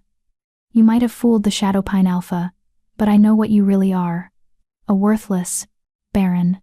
A massive black wolf exploded from the forest, moving so fast it was barely visible. One moment Gideon was standing at the border. The next he was on his back with Teodoro's jaws inches from his throat. Teodoro had shifted mid-run, and now he stood over the Clearwater Alpha in a position of absolute dominance. His lips were pulled back in a snarl that promised violence, and through the bond, Luella felt his rage burning like wildfire. Nobody calls my mate worthless. Nobody. Teodoro, don't. Luella started forward, but Philip caught her arm. Let him handle this, the beta said quietly. Gideon crossed a line. This is alpha business now. Brock had stumbled backward, his face pale. The Clearwater guards who'd accompanied them looked ready to bolt, and Gideon, pinned beneath a wolf that outweighed him by at least 50 pounds, had gone very, very still. Teodoro shifted back to human form, but he didn't move off Gideon. He crouched over the other alpha, naked and feral and absolutely terrifying. You have 10 seconds to leave my territory, Teodoro said, his voice barely human. And if I ever hear that you've contacted Luella again, if you ever threaten her, if you so much as think about filing a complaint against her, I will challenge you to formal combat and I will kill you. Do you understand me? Gideon nodded, his throat working. Say it. I need to hear you say you understand. I understand. The words came out choked. Teodoro stood, allowing Gideon to scramble to his feet. The Clearwater Alpha was trembling, actually trembling as he backed toward his side of the border. This isn't over. Gideon tried one last time. Yes, it is. Teodoro's voice was flat. Final. You sold her. You gave up any claim to her the moment you accepted my money. She belongs to Shadowpine now. She belongs to me, and if you ever forget that, I'll remind you in ways you won't enjoy. Brock was already dragging Gideon away, muttering urgently about not antagonizing an alpha on his own territory. The Clearwater guards followed, and within minutes, the forest had swallowed them completely. The moment they were gone, Teodoro turned to Luella, his amber eyes still wild. Are you okay? Did they hurt you? I'm fine. You didn't have to. Yes, I did. He pulled her into his arms, burying his face in her hair as he took deep breaths, clearly trying to calm his wolf. I heard what he said through the bond. The worthless comment, and I couldn't let that stand. He's a coward and a liar. His opinion doesn't matter, but it hurt you. I felt it through the bond. Teodoro pulled back, cupping her face in his hands. And when my mate is hurt, my wolf demands retribution. Your wolf is a little dramatic. My wolf is protective of what's his. He kissed her forehead, then her nose, then her lips. But you handled that well. Better than I expected, honestly. You stood your ground, didn't let him intimidate you, and you were about 3 seconds away from shifting and ripping his throat out yourself. I was. Your eyes were changing. I could see your wolf right at the surface. Teodoro's smile was proud. She's getting stronger. Another few weeks, and I bet you'll be able to shift completely. The idea sent a thrill through Luella and terror in equal measure. What if I can't control it? Then I'll teach you. That's what mates do. We help each other become the best versions of ourselves. He finally seemed to notice he was still naked and glanced at Philip. Someone want to grab me some clothes? Philip tossed him a bag from the truck. Already prepared. I've learned to carry spare clothes whenever you're around. As Teodoro dressed, Luella found herself replaying the confrontation. The way Gideon had looked at her, not with recognition or regret, but with calculation. Like she was still a commodity he could exploit. He's going to file that complaint, isn't he? She said quietly. Teodoro's expression hardened. Probably. Gideon's the type to push until someone pushes back harder. But let him try. The regional council knows his reputation. They know Clearwater Pack has issues with how they treat their omegas.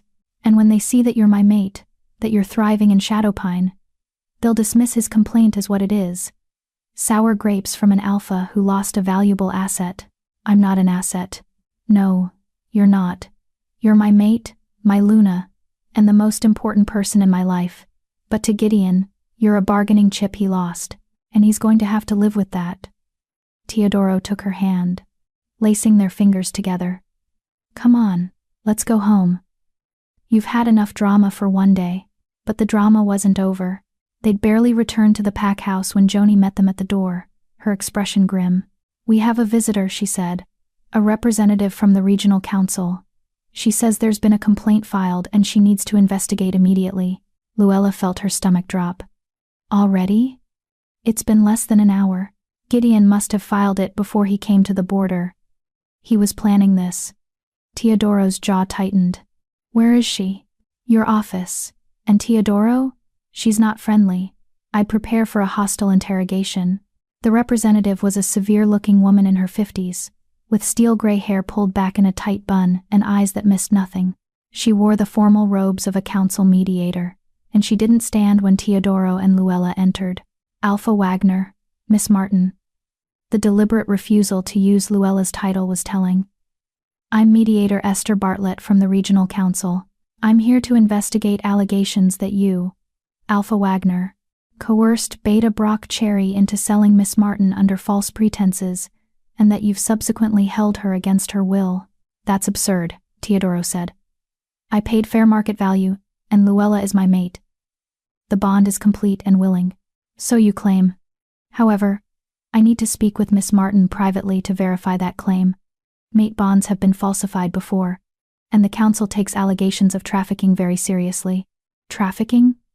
Luella's voice came out sharp. You think Teodoro trafficked me? I think Alpha Martin of Clearwater has filed a very detailed complaint, complete with testimony from multiple pack members, suggesting that you were coerced into this bond, and until I can verify otherwise, I'm obligated to investigate. Esther's cold gaze locked onto Luella. So I'll ask you directly, Miss Martin, are you being held here against your will? The question hung in the air, heavy with implications. Luella felt Teodoro's worry through the bond, felt his desperate hope that she'd defend him, defend them, defend the bond that had changed everything. And she also felt the weight of what this woman was really asking. Is this real? Or are you just another Omega who learned to perform happiness to survive? No, Luella said, her voice steady. I'm not being held against my will. I'm exactly where I want to be. Esther's expression didn't change. Then you won't mind answering some questions. In private. Without your mate present to influence your responses. Through the bond, Luella felt Teodoro's instinct to refuse, to keep her close, to protect her from this woman's interrogation. But she also felt his understanding, that refusing would only make them look guilty. It's okay, Luella said quietly. I'll talk to her. Luella. I'll be fine. Go check on the pack. I'll handle this. Teodoro hesitated, then nodded. But before he left, he pulled her close and whispered, Tell the truth. All of it. Don't try to protect me, or make things sound better than they were. If this is real, and it is, then the truth will prove it. He left, and Luella was alone with the mediator who held her future in her hands. Sit, Esther commanded, pulling out a recording device. This interview will be documented and submitted to the regional council as part of the formal investigation. Do you consent to being recorded? Yes. State your full name for the record. Luella Martin. And you claim to be the willing mate of Alpha Teodoro Wagner of Shadowpine Pack? I don't claim to be. I am his mate. The bond is complete and willing. Luella met Esther's cold gaze. And before you ask more questions, I want you to understand something. I was sold by the Clearwater Pack. Not rescued. Not transferred. Sold. Like property. And Teodoro bought me to save me from a worse fate. Everything that came after was my choice. Esther's pen stilled on her notepad. Explain. And Luella did. She explained everything. The years of neglect in Clearwater. The false diagnosis of barrenness. The auction where she was sold to pay Gideon's gambling debts. She described Teodoro's patience, his willingness to give her time, the suppressants she'd taken because she was terrified of the bond. She left nothing out. Not her fear, not her mistakes, not the moments when she'd pushed Teodoro away because she was too damaged to believe someone could love her. When she finished, Esther was quiet for a long moment, That's quite a story, the mediator finally said. It's the truth. And you expect me to believe that an alpha paid $3,000 for a supposedly barren omega out of the goodness of his heart? No, I expect you to believe he paid $3,000 for his mate. Because he could sense the bond, even when I couldn't. Because he was willing to take a risk on someone everyone else had given up on. Luella leaned forward. And I expect you to recognize that Clearwater Pack has a pattern of abusing their omegas and selling them when they become inconvenient. I'm not the first, Mediator Bartlett. I'm just the first one who ended up somewhere safe enough to speak out. Something flickered in Esther's expression. Not quite sympathy, but maybe understanding. Show me your wrists, she said abruptly. Luella held out her hands, and Esther examined the faint silver scars that still marked her skin from the auction rope. These are relatively recent, Esther said quietly. Within the last 2 weeks. 10 days, actually, from when Brock Sherry tied me up for the auction. He said the rope wasn't necessary, but he enjoyed the theater of it. Esther made a note, her pen moving quickly. And the claiming mark on your neck. May I examine it? Luella tilted her head, exposing the bite mark that would forever identify her as Teodoro's mate. Esther leaned close, studying it with a healer's eye. This is a true mate mark, she said almost to herself. The scar pattern, the placement, the depth, this can't be faked. You are genuinely bonded to Alpha Wagner. I know. I tried to tell you. But that doesn't mean the bond was formed under ideal circumstances. Mate bonds can form even in coercive situations, especially when one party is vulnerable. Esther sat back, her expression thoughtful. However, based on your testimony and the physical evidence, I'm inclined to believe your version of events, which means Clearwater Pack has some very serious questions to answer. Relief flooded through Luella, so intense she felt dizzy. So you're not going to separate us? No. But I'm going to recommend a full investigation into Clearwater Pack's treatment of their omegas. If what you're saying is true, and I believe it is, then Alpha Martin has been operating outside council regulations for years. That's a serious violation that could result in sanctions, fines, or even removal from leadership. The idea of Gideon losing his position as Alpha was so satisfying that Luella almost smiled. What happens now?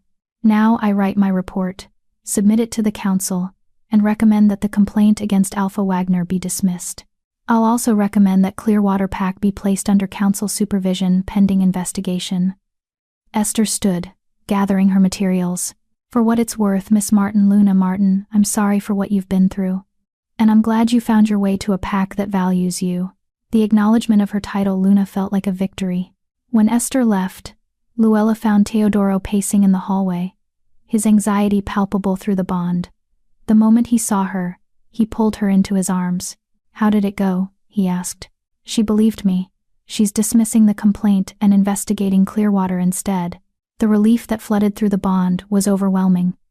Teodoro buried his face in her hair, his whole body shaking slightly. I was so scared, he admitted, that she'd take you away.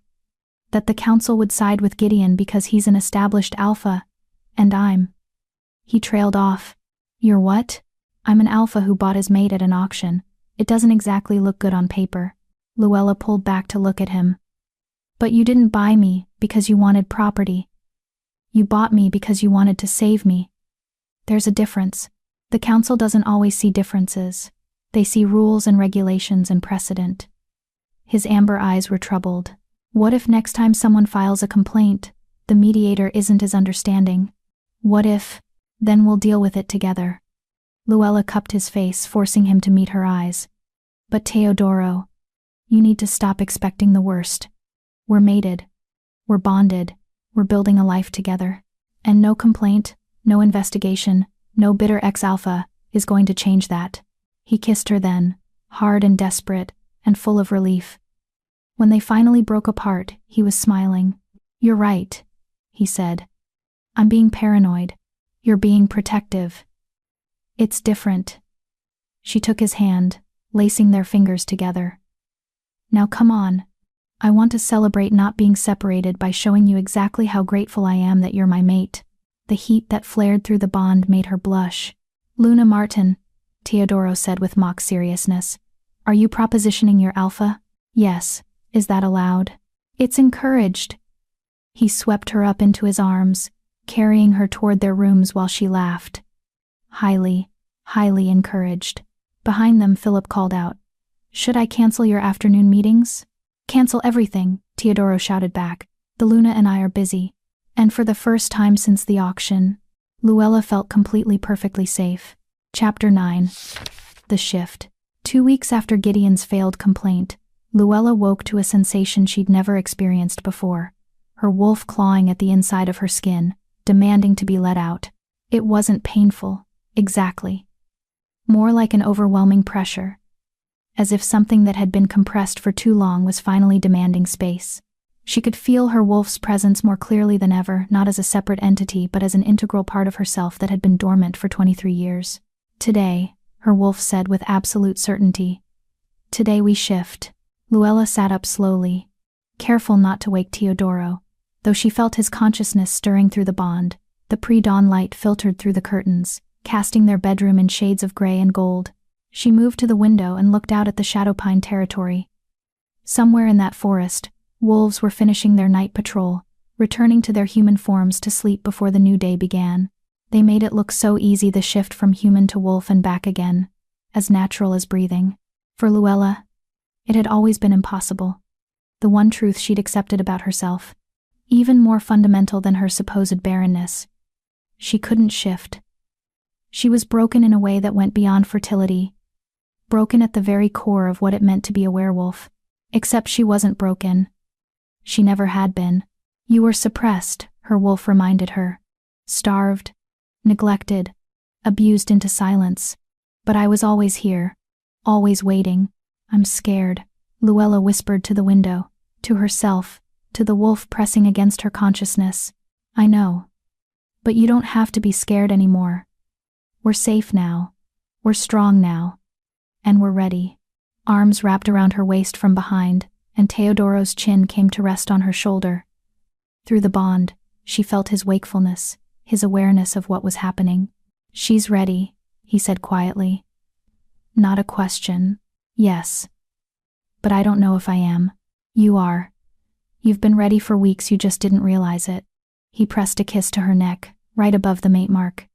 "Your wolf has been getting stronger every day. I can sense it. The way you move, the way you react to things, even the way you smell, it's all changing. You're becoming who you were always meant to be." Luella turned in his arms to face him. "What if I can't control it? What if I shift and I can't shift back? What if it's the most natural thing you've ever done?" Teodoro's amber eyes were gentle. "What if your wolf has been waiting so long that the moment you finally let her out, everything just clicks into place? You really believe that?" "I know it. Because I can feel your wolf through the bond. And she's not some wild, uncontrollable force. She's you, Luella. The part of you that's been locked away and silenced for so long that you forgot she existed. But she's not separate from you. She is you." The words settled something in Luella's chest. Her wolf wasn't something to be feared or controlled. She was just another aspect of herself, the part that had been denied expression for 23 years. "Will you help me?" Luella asked. "I don't know how to do this on my own." "Of course. That's what mates do." Teodoro took her hand. "Get dressed. We're going to the northern meadow. It's private, secure, and far enough from the pack house that you won't feel pressured by an audience." The northern meadow was exactly as Teodoro had described it during their early courtship. A wide expanse of grassland surrounded by dense forest, with a small creek running along one edge. The sun was just beginning to rise, painting the sky in shades of pink and orange. Philip was waiting for them, along with Joni. The beta and the healer stood at a respectful distance, giving them space but ready to help if needed. "You told them?" Luella asked. "I told Philip." "Who told Joni?" "She's a healer, she should be here in case something goes wrong." "And Philip?" Teodoro glanced at his beta, with a small smile. "Philip's been my best friend since we were 8. If something's important to me, he's there. That's just how it works." The simple declaration of friendship made Luella's throat tight. In Clearwater, she'd never had friends, never had anyone who showed up just because they cared. "Are you ready?" Teodoro asked. "No. But let's do it anyway." He led her to the center of the meadow, where the grass was soft beneath her bare feet. She'd changed into loose clothing that could be easily removed, a tank top and sweatpants that Philip had brought along with several towels and blankets. "First shift is different for everyone," Teodoro explained, his voice calm and instructive. "For some people, it happens in seconds. For others, it takes hours. There's no right or wrong way to do it. The key is to stop fighting your wolf and let her guide you." "How do I do that?" "Close your eyes. Focus on the bond between you and your wolf. Feel where she is in your consciousness." He moved behind her, his hands coming to rest on her shoulders. "Now ask her what she needs." Luella closed her eyes and did as he instructed. It was easier now than it would have been weeks ago. The bond with her wolf had been strengthening daily, and she could feel her presence clearly, not as a separate voice, but as an instinct, a knowing that lived somewhere beneath rational thought. "What do you need?" she asked silently. Her wolf's answer was immediate: freedom, release, permission to exist. "She needs me to let go," Luella said aloud. "Then let go." Teodoro's hands squeezed her shoulders gently. "I'm right here. You're safe. Let your wolf out." It should have been harder. Everything Luella had been taught about shifting suggested it required intense concentration, perfect control, years of practice. But the moment she gave her wolf permission, the moment she stopped fighting and started trusting, everything else fell away. The shift began in her chest, a warmth that spread outward like ripples on water. She felt her bones begin to change, restructuring themselves in ways that should have been agonizing but somehow weren't. Her muscles stretched and reformed. Her senses sharpened until she could smell everything. Teodoro's pine and earth scent, Philip's nervous energy, Joni's calm curiosity, the rabbits hiding in the forest edge, the fish in the creek. And then she was falling forward, except she wasn't falling, she was changing positions, dropping to 4 legs that felt more natural than 2 ever had. When she opened her eyes, the world looked different. Colors were muted, but movement was sharper. Sounds were clearer. And she was small, so much smaller than she'd expected. Not the massive wolf that Teodoro became, but something more delicate. Faster. She looked down at her paws, gray-brown with white markings, and felt a surge of joy so intense it made her want to howl. "We did it," her wolf sang. "We're finally whole." "Luella." Teodoro's voice was thick with emotion.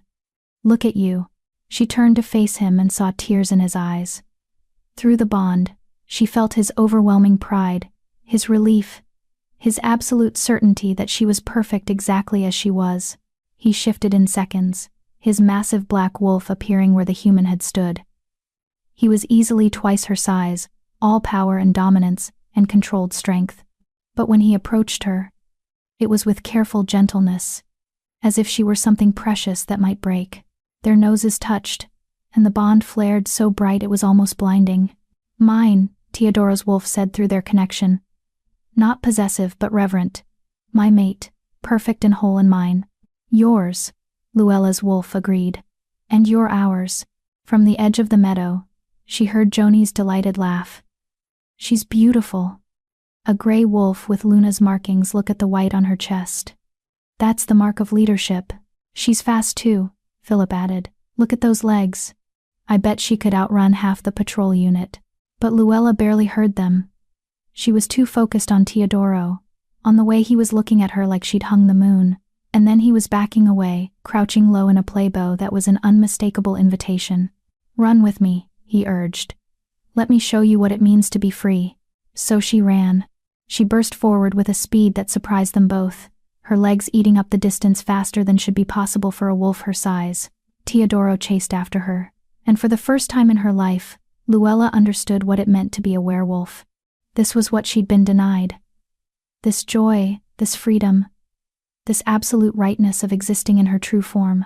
They ran through the meadow and into the forest, weaving between trees with an agility that would have been impossible in human form. Teodoro stayed close but never crowded her, letting her set the pace, letting her discover her own capabilities. When they finally stopped at a small waterfall hidden deep in the territory, Luella was panting but exhilarated. She'd never felt so alive, so present, so completely herself. Teodoro shifted back to human form, and after a moment of concentration, Luella managed to do the same. The shift back was easier than the shift out had been. As if her body remembered what it was supposed to be, she stood on shaking legs, completely naked and covered in a light sheen of sweat, and found Teodoro watching her with an expression that made her flush. "That was incredible," she gasped. I didn't know it could feel like that." "Like what?" "Like coming home. Like finally being complete." She laughed, the sound bright with disbelief. "I shifted, Teodoro. After 23 years of being told I was broken, I actually shifted." He pulled her into his arms, and she felt his pride and joy and love flooding through the bond in waves. "You were never broken. You were suppressed. And now you're free. Because of you. Because you gave me a place where I felt safe enough to let my wolf out. We did this together," Teodoro corrected. "Your wolf was always there. She was just waiting for the right moment. For the right person to believe in her." Luella pressed her face against his chest and let herself cry, not from sadness but from overwhelming relief. She'd spent so many years believing the lie that she was fundamentally flawed, that some essential part of being a werewolf had been denied to her. And now she knew the truth. She'd been whole all along. When they returned to the meadow, Joni was waiting with towels and warm clothes. She pulled Luella into a fierce hug the moment she was decent. "I knew it," the healer said. "I told you your wolf was just sleeping. And what a wolf she is. Fast, graceful. And those Luna markings, the pack is going to lose their minds when they see you." "Luna markings?" Luella asked. "The white patches on your chest and paws. They're rare, only certain bloodlines carry them. They mark you as natural leadership, someone born to guide and protect." Joni's blue eyes were bright with satisfaction. "The old legends say wolves with Luna markings are blessed by the moon herself. Don't fill her head with superstition," Philip said, but he was smiling. "Though I will say, Luna, you're fast. I've never seen a first shift wolf move like that." "It felt natural," Luella admitted. "Like something I'd been doing my whole life, even though I'd never done it before. That's how it should feel. Shifting isn't something you learn, it's something you remember. Your wolf knows what to do. You just had to trust her."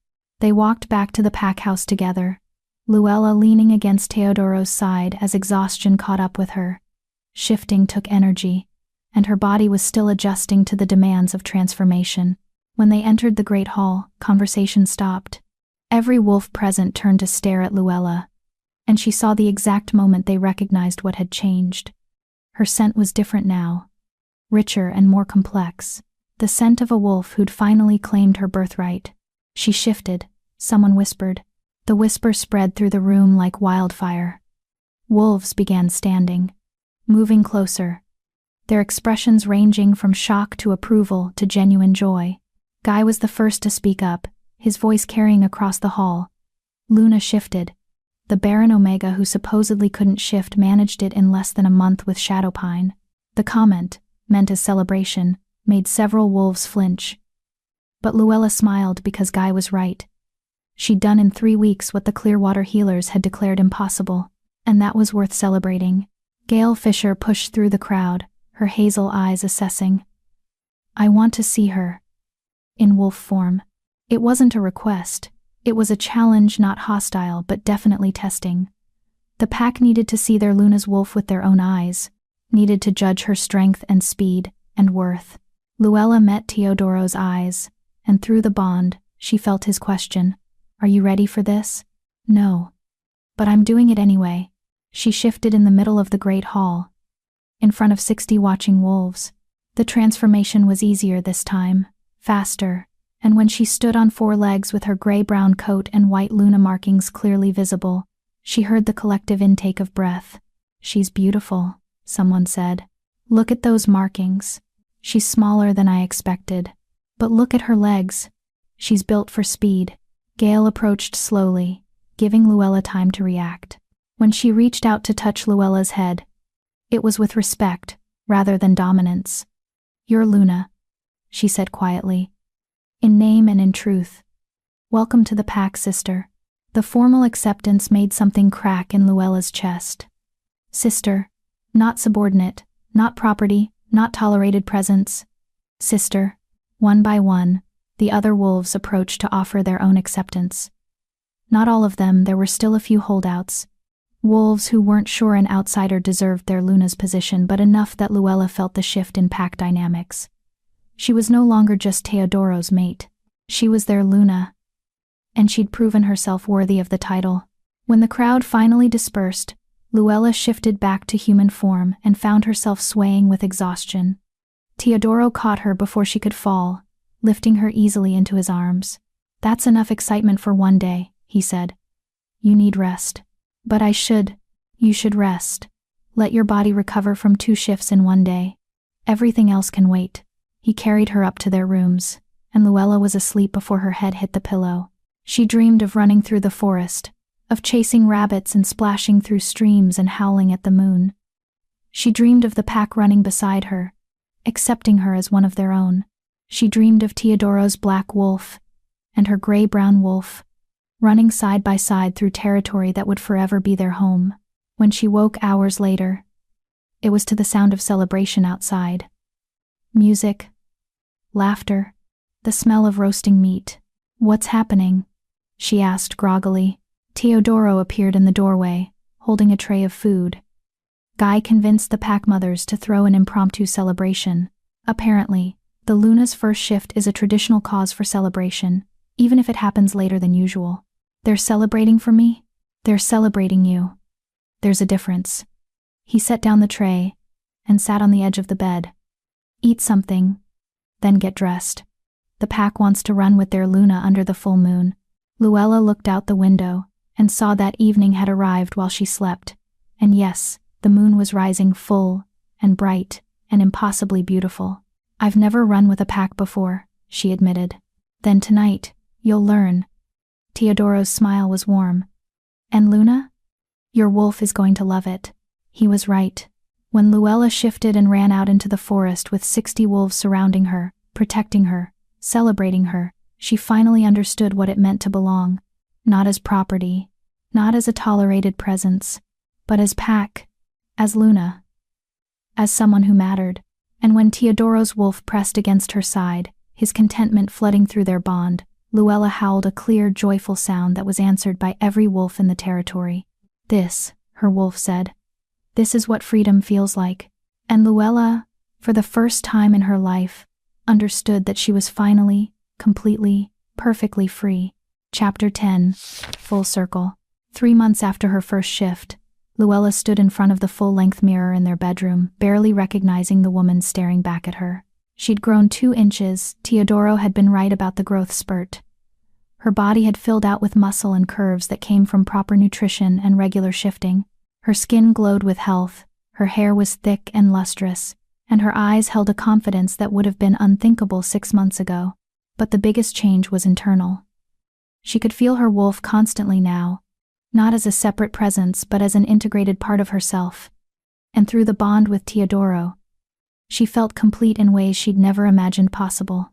"You're staring at yourself again," Teodoro said from the doorway, amusement in his voice. "I still can't believe this is me." Luella turned to face him, taking in his formal attire: black suit, pressed shirt, the silver pin that marked him as Alpha of Shadowpine. "Are you sure I'm ready for this? The regional gathering? You've been preparing for weeks. You know the protocols, you know the key players, and you know how to handle yourself." He moved closer, adjusting the collar of her dress, a deep blue that brought out her eyes.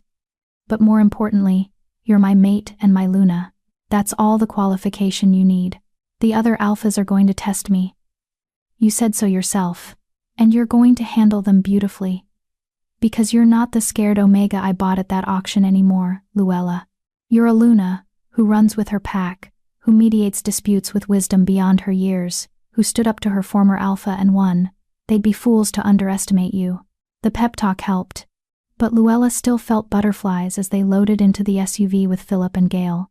The regional gathering was held quarterly, bringing together all the alphas from their territory to discuss borders, alliances, and disputes. This would be Luella's first appearance as Luna, and she knew every eye would be on her, especially since word had spread about what happened with Gideon. "Has the council finished their investigation?" Luella asked as Philip drove them toward the neutral meeting grounds. "They released their preliminary findings last week," Teodoro said, his expression darkening. Clearwater Pack has been placed under formal probation. They found evidence of systematic Omega abuse, financial mismanagement, and falsification of medical records. Falsification? Luella's head snapped toward him. You mean, the healers were deliberately misdiagnosing Omegas as barren to justify selling them? You weren't the first, Luella. You were just the first one who ended up somewhere safe enough to speak out. His jaw tightened. Gideon's been removed as alpha pending a full tribunal. His beta, Brock, has been banned from holding any leadership position in any pack. The news should have felt like victory. Instead, Luella felt a deep sadness for all the other Omegas who hadn't been as lucky as she was. What happens to the pack now? She asked. The council's appointed an interim alpha, someone from outside the pack who specializes in rehabilitation. They'll restructure Clearwater's leadership, retrain the healers, and hopefully prevent this from happening again. And the Omegas who were sold? We're trying to track them down. Some have died, others have disappeared into human society. But the ones we can find, we're offering sanctuary and support. Teodoro took her hand. Actually, I was hoping you'd be willing to lead that initiative. They'll need someone who understands what they've been through. Someone who can help them heal. The request made Luella's throat tight. You want me to help them? I want you to use your experience to prevent others from suffering the way you did. If you're willing. Of course I'm willing. When do we start? After the gathering. I didn't want to overwhelm you with too much at once. He squeezed her hand. But Luella, I'm so proud of you. You've taken everything terrible that happened to you and transformed it into strength. That's what makes you an exceptional Luna. The regional gathering was held in a massive lodge on neutral territory, large enough to accommodate 200 wolves from a dozen different packs. When Luella and Teodoro entered, conversation didn't stop exactly, but it definitely quieted. Every alpha in the room turned to look at them, to look at her. Luella lifted her chin and met their stares head-on. She was Luna of Shadowpine. She belonged here. Alpha Wagner. The greeting came from a tall woman with silver-streaked hair and the bearing of someone used to command. And this must be your Luna. I'm Alpha Annette Matthews of Riverbend Pack. I've heard interesting things about you, young lady. All terrible, I'm sure, Luella said with a small smile. Annette laughed, a genuine sound that eased some of the tension. Actually, I heard you stood up to Gideon Martin and made him look like a fool. That alone makes you interesting. The fact that you shifted for the first time at 23 and still managed Luna markings makes you remarkable. You're too kind. I'm not kind. I'm honest. There's a difference. Annette's sharp eyes assessed her. You and I should talk later. I have some questions about this Omega rehabilitation initiative I hear Shadowpine is planning. Before Luella could respond, another alpha approached this one male, probably in his 50s, with a scar across his face and cold eyes that reminded her uncomfortably of Gideon. So this is the famous Barren Omega, he said. The one who convinced an alpha to mate her despite being worthless. Impressive deception. The insult hung in the air like smoke. Teodoro's hand tightened on Luella's waist, and through the bond, she felt his wolf rising. But she also felt his restraint, his willingness to let her handle this herself. I'm Luna Luella Martin of Shadowpine Pack, she said calmly. And you are? Alpha Tom Ward of Ironwood. I knew Gideon Martin for 20 years. Good man, good leader. Shame what you did to him. Shame what I did? Luella's voice stayed level despite her anger. I didn't falsify medical records. I didn't abuse Omegas. I didn't sell pack members to pay gambling debts. All I did was survive and tell the truth. If that destroyed Gideon's reputation, perhaps he shouldn't have built it on lies. Tom's expression darkened. Watch your tone, Omega. You might be wearing a Luna's title, but we all know what you really are. She's my mate. Teodoro's voice dropped into that alpha register that made every wolf in the room straighten. She's Luna of Shadowpine, second only to me in authority. And if you disrespect her again, Alpha Ward, I will challenge you to formal combat, and I will end you. Do you understand me? The threat was unmistakable. Tom paled slightly but held his ground. This is neutral territory. You can't challenge me here. No, but I can challenge you the moment we leave. And I will, unless you apologize to my mate. Now. The silence that followed was absolute. Every alpha in the room was watching, judging, waiting to see how this would play out. Tom looked at Luella, his expression resentful but resigned. "My apologies, Luna Martin." I spoke out of turn. It wasn't sincere, but it was an apology. Luella nodded, accepting it graciously even though she wanted to shift and show him exactly how barren and worthless she was. "Apology accepted," she said coolly. Tom walked away quickly, and the tension in the room eased. But Luella noticed several other alphas watching her with new interest, some approving, some calculating. "Well handled," Annette said quietly, reappearing at her elbow. "Tom's been Gideon's friend for years. He's taking the investigation personally. But you held your ground without losing your temper. That's the mark of a good Luna." "I wanted to lose my temper," Luella admitted. "We all want to lose our tempers. The trick is not doing it."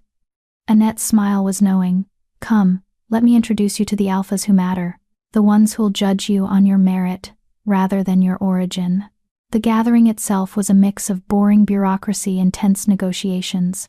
Territorial disputes were mediated, alliances were confirmed or dissolved, and grievances were aired in formal settings that felt more like courtroom proceedings than pack business. But through it all, Luella found herself settling into the role of Luna in ways she hadn't expected. She mediated a dispute between two female wolves over territory boundaries, using logic and empathy to find a compromise both could accept. She discussed educational programs with the alphas who prioritized learning for young wolves. She even found herself advising a newly mated alpha couple on how to integrate the female into a pack that didn't trust outsiders.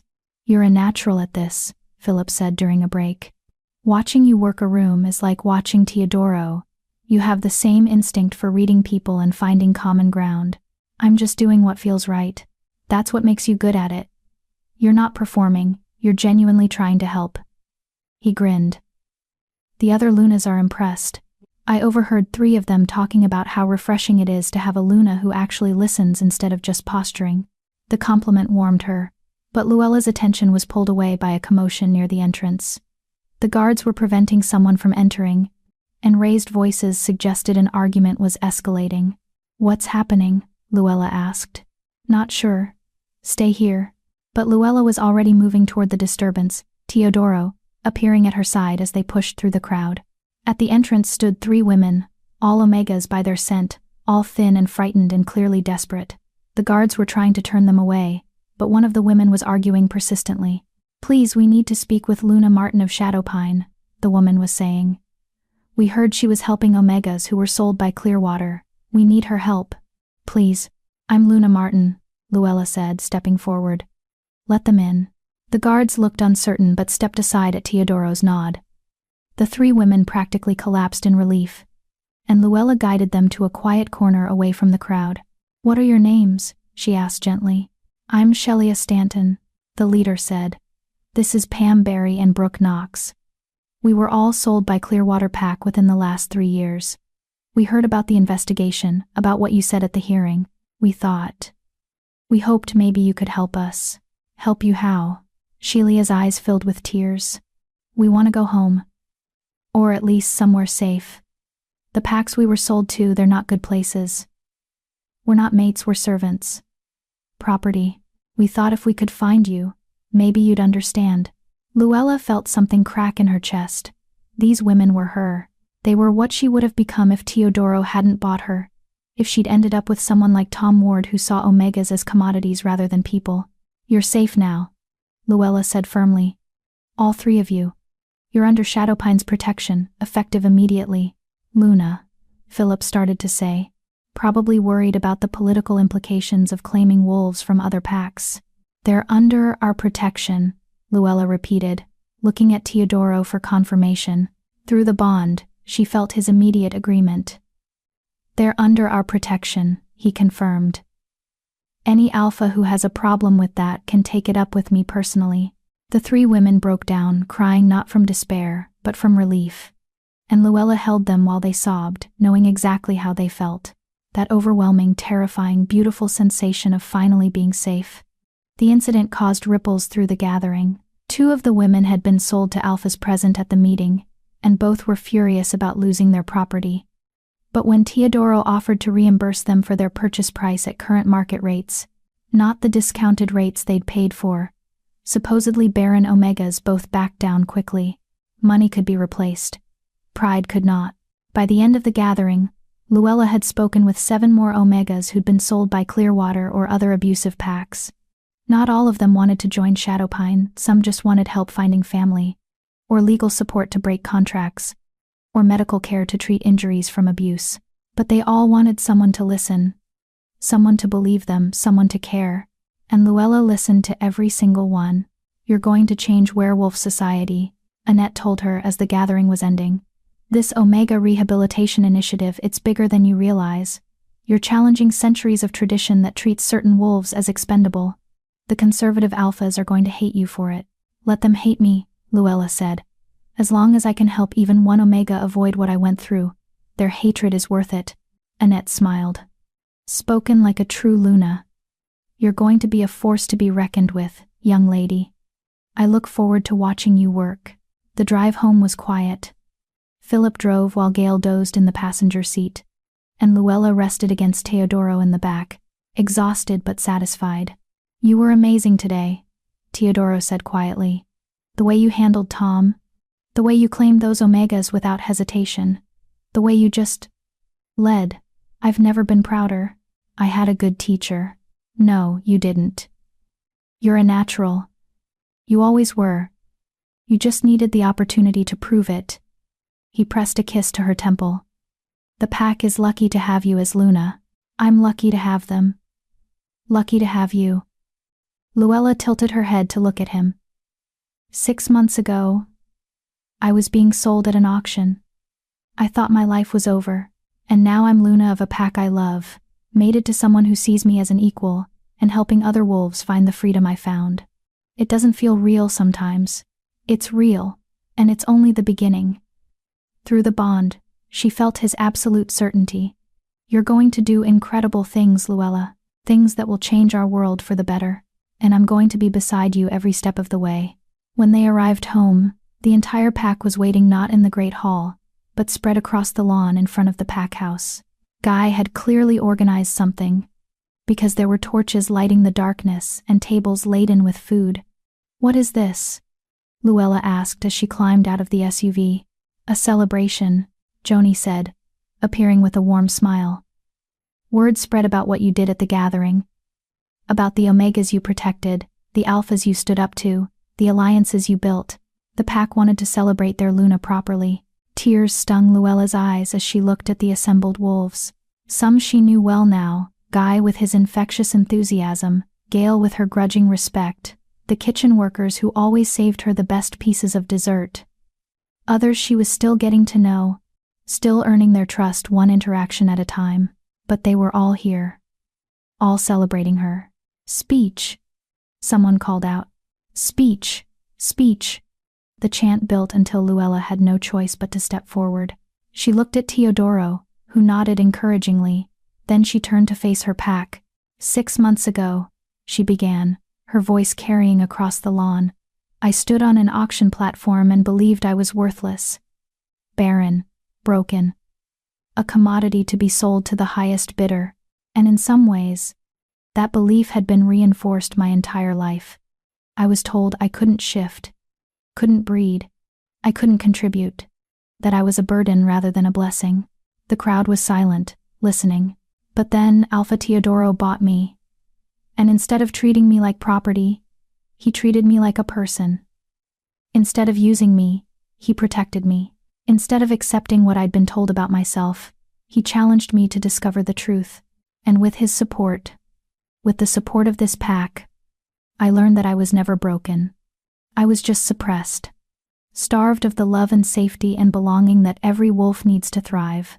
She paused, gathering her thoughts. Today at the regional gathering, I met more wolves like me, Omegas who'd been sold, abused, told they were worthless, and I promised them the same thing Teodoro promised me, that they deserved better, that they were worth fighting for, that they could find a place to belong. Luella looked around at the faces watching her, seeing acceptance and approval and genuine affection. "This pack gave me that place. You gave me a home when I had nothing. You accepted me when I had every reason to believe I'd never be accepted. And now, as your Luna, I promise to give that same gift to every wolf who needs it. We're going to be the pack that protects the vulnerable, that challenges injustice, that refuses to accept that any wolf is worthless. The howl started with Guy high-pitched and enthusiastic and completely genuine. It was picked up by others, spreading through the pack until 60 voices were lifted in approval, in celebration, in acceptance. Luella shifted without thinking about it, her gray-brown wolf appearing in seconds, and she added her voice to the chorus, howling her joy and gratitude and absolute certainty that she was finally, completely, perfectly home. When the howling faded, Teodoro's black wolf pressed against her side, and through their bond, she felt his love flooding through her. "My mate, my Luna, my everything, yours," she confirmed. "Always yours." Epilogue. 1 year later, Luella stood in the same northern meadow where she'd first shifted, watching a group of young Omegas practice their transformations. Some were from Shadowpine, but most were from other packs' wolves who'd been told they couldn't shift, who'd been labeled defective or broken, who needed someone to believe in them the way Teodoro had believed in her. The Omega Rehabilitation Center was thriving. They'd converted an unused section of the pack house into housing for refugees, and Joni had trained 3 new healers specifically to work with traumatized wolves. Luella spent 3 days a week here, teaching and counseling and showing others that transformation was possible. Not just physical transformation, though watching previously unshiftable Omegas find their wolves never got old, but emotional and psychological transformation. Teaching wolves who'd been treated as property that they deserved dignity.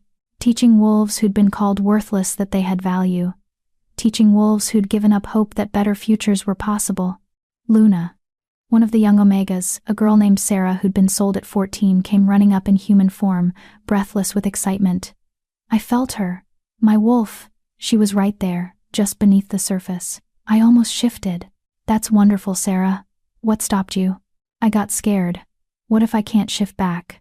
What if I get stuck? Luella smiled, remembering asking Teodoro the exact same questions. You won't get stuck. Your wolf is part of you. She wants to work with you, not against you. Trust her. Trust yourself. But what if? No what ifs. Just trust. Can you do that? Sarah took a deep breath, then nodded. I can try. That's all anyone asks. Just keep trying. As Sarah ran back to rejoin her group, Luella felt Teodoro's presence before she heard him. The bond between them had only grown stronger over the past year, and she could sense him from across the territory now. How are they doing? He asked, wrapping his arms around her waist from behind. Better every day. Sarah almost shifted this morning. Mason managed a full transformation yesterday, and held it for 10 minutes before shifting back. And Lily, the one who was so terrified she wouldn't speak for the first month she howled with the pack during the full moon run. You're working miracles here. I'm just showing them what you showed me, that they're worthy of love, and protection, and belonging. The rest is up to them. Teodoro turned her in his arms, and the look in his amber eyes made her breath catch. I have news. Good news. But also big news. Are you sitting down? I'm standing. What is it? The Regional Council wants to expand the rehabilitation program. They're offering funding to create centers in 3 other territories, all modeled after what we've built here. And they want you to oversee the expansion. It would mean travel, consulting with other packs, training new counselors. But Luella, you'd be affecting hundreds of wolves, maybe thousands. The opportunity was enormous and terrifying. What about being Luna here? My responsibilities to Shadowpine. We'd adjust. Philip can handle more of the day-to-day operations. I'd travel with you when possible. And the pack would understand they're proud of what you're doing. They want to share it with the world. Luella looked back at the group of young Omegas practicing their shifts, at the future she was helping them build. Then she looked at Teodoro, at the mate who'd made all of this possible. Okay, she said. Let's do it. Let's change the world. His smile was brilliant. I love you. I love you too. Even though you keep giving me impossible tasks, they're only impossible until you accomplish them. Then they're just impressive.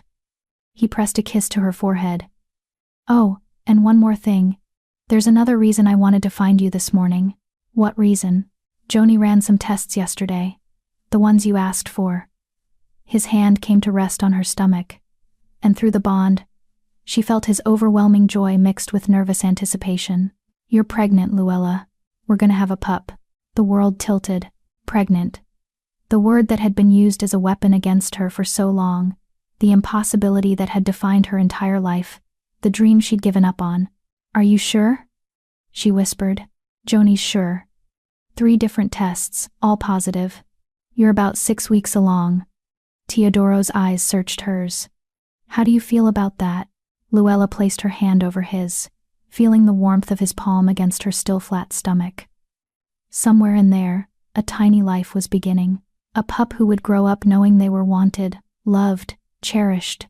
A pup who would never doubt their worth or their place in the world. "I feel complete," she said through tears. "I feel like everything I went through, all the pain and suffering and fear, it was all leading me here. To you, to our pack, to this moment." Teodoro kissed her then, deep and thorough and full of promise. When they broke apart, he rested his forehead against hers. "You know what this means, right?" he said. "What?" "The Clearwater healers who declared you barren are going to lose their licenses. There's no recovering from being that wrong about something so fundamental." Luella laughed, a bright, joyful sound that scared birds from the nearby trees. "Good. Maybe it'll make other healers more careful before they destroy someone's entire life with a false diagnosis." Spoken like a true Luna. Teodoro pulled her close, and she felt his contentment through the bond. "We should tell the pack tonight. They'll want to celebrate." "Another celebration?" "Guy's going to run out of cake recipes." "Guy will never run out of cake recipes. He's been planning your pregnancy announcement party since the day we mated. He's just been waiting for it to be relevant." They walked back toward the pack house hand in hand, and Luella took a moment to appreciate the journey that had brought her here. From the auction platform where she'd been sold for $3,000, to the Luna who was changing werewolf society 1 omega at a time. From the barren wolf who couldn't shift, to the mother-to-be who ran with her pack under the full moon. She'd been called worthless, broken, property, but she'd proven them all wrong. She was valued, whole, free, and she was exactly where she was meant to be. Dear viewers, as we reach the end of Luella's journey from sold Omega to powerful Luna, I want to ask you something. If you had been in Luella's position, scared, broken, and offered a chance at something that seemed too good to be true, would you have had the courage to take the leap? Sometimes the hardest choices lead to the most beautiful transformations. If this story moved you, touched your heart, or reminded you that second chances are real, please hit that like button. Your support means the world. What was your favorite moment from Luella's story? Drop it in the comments below. I read every single one. Until next time.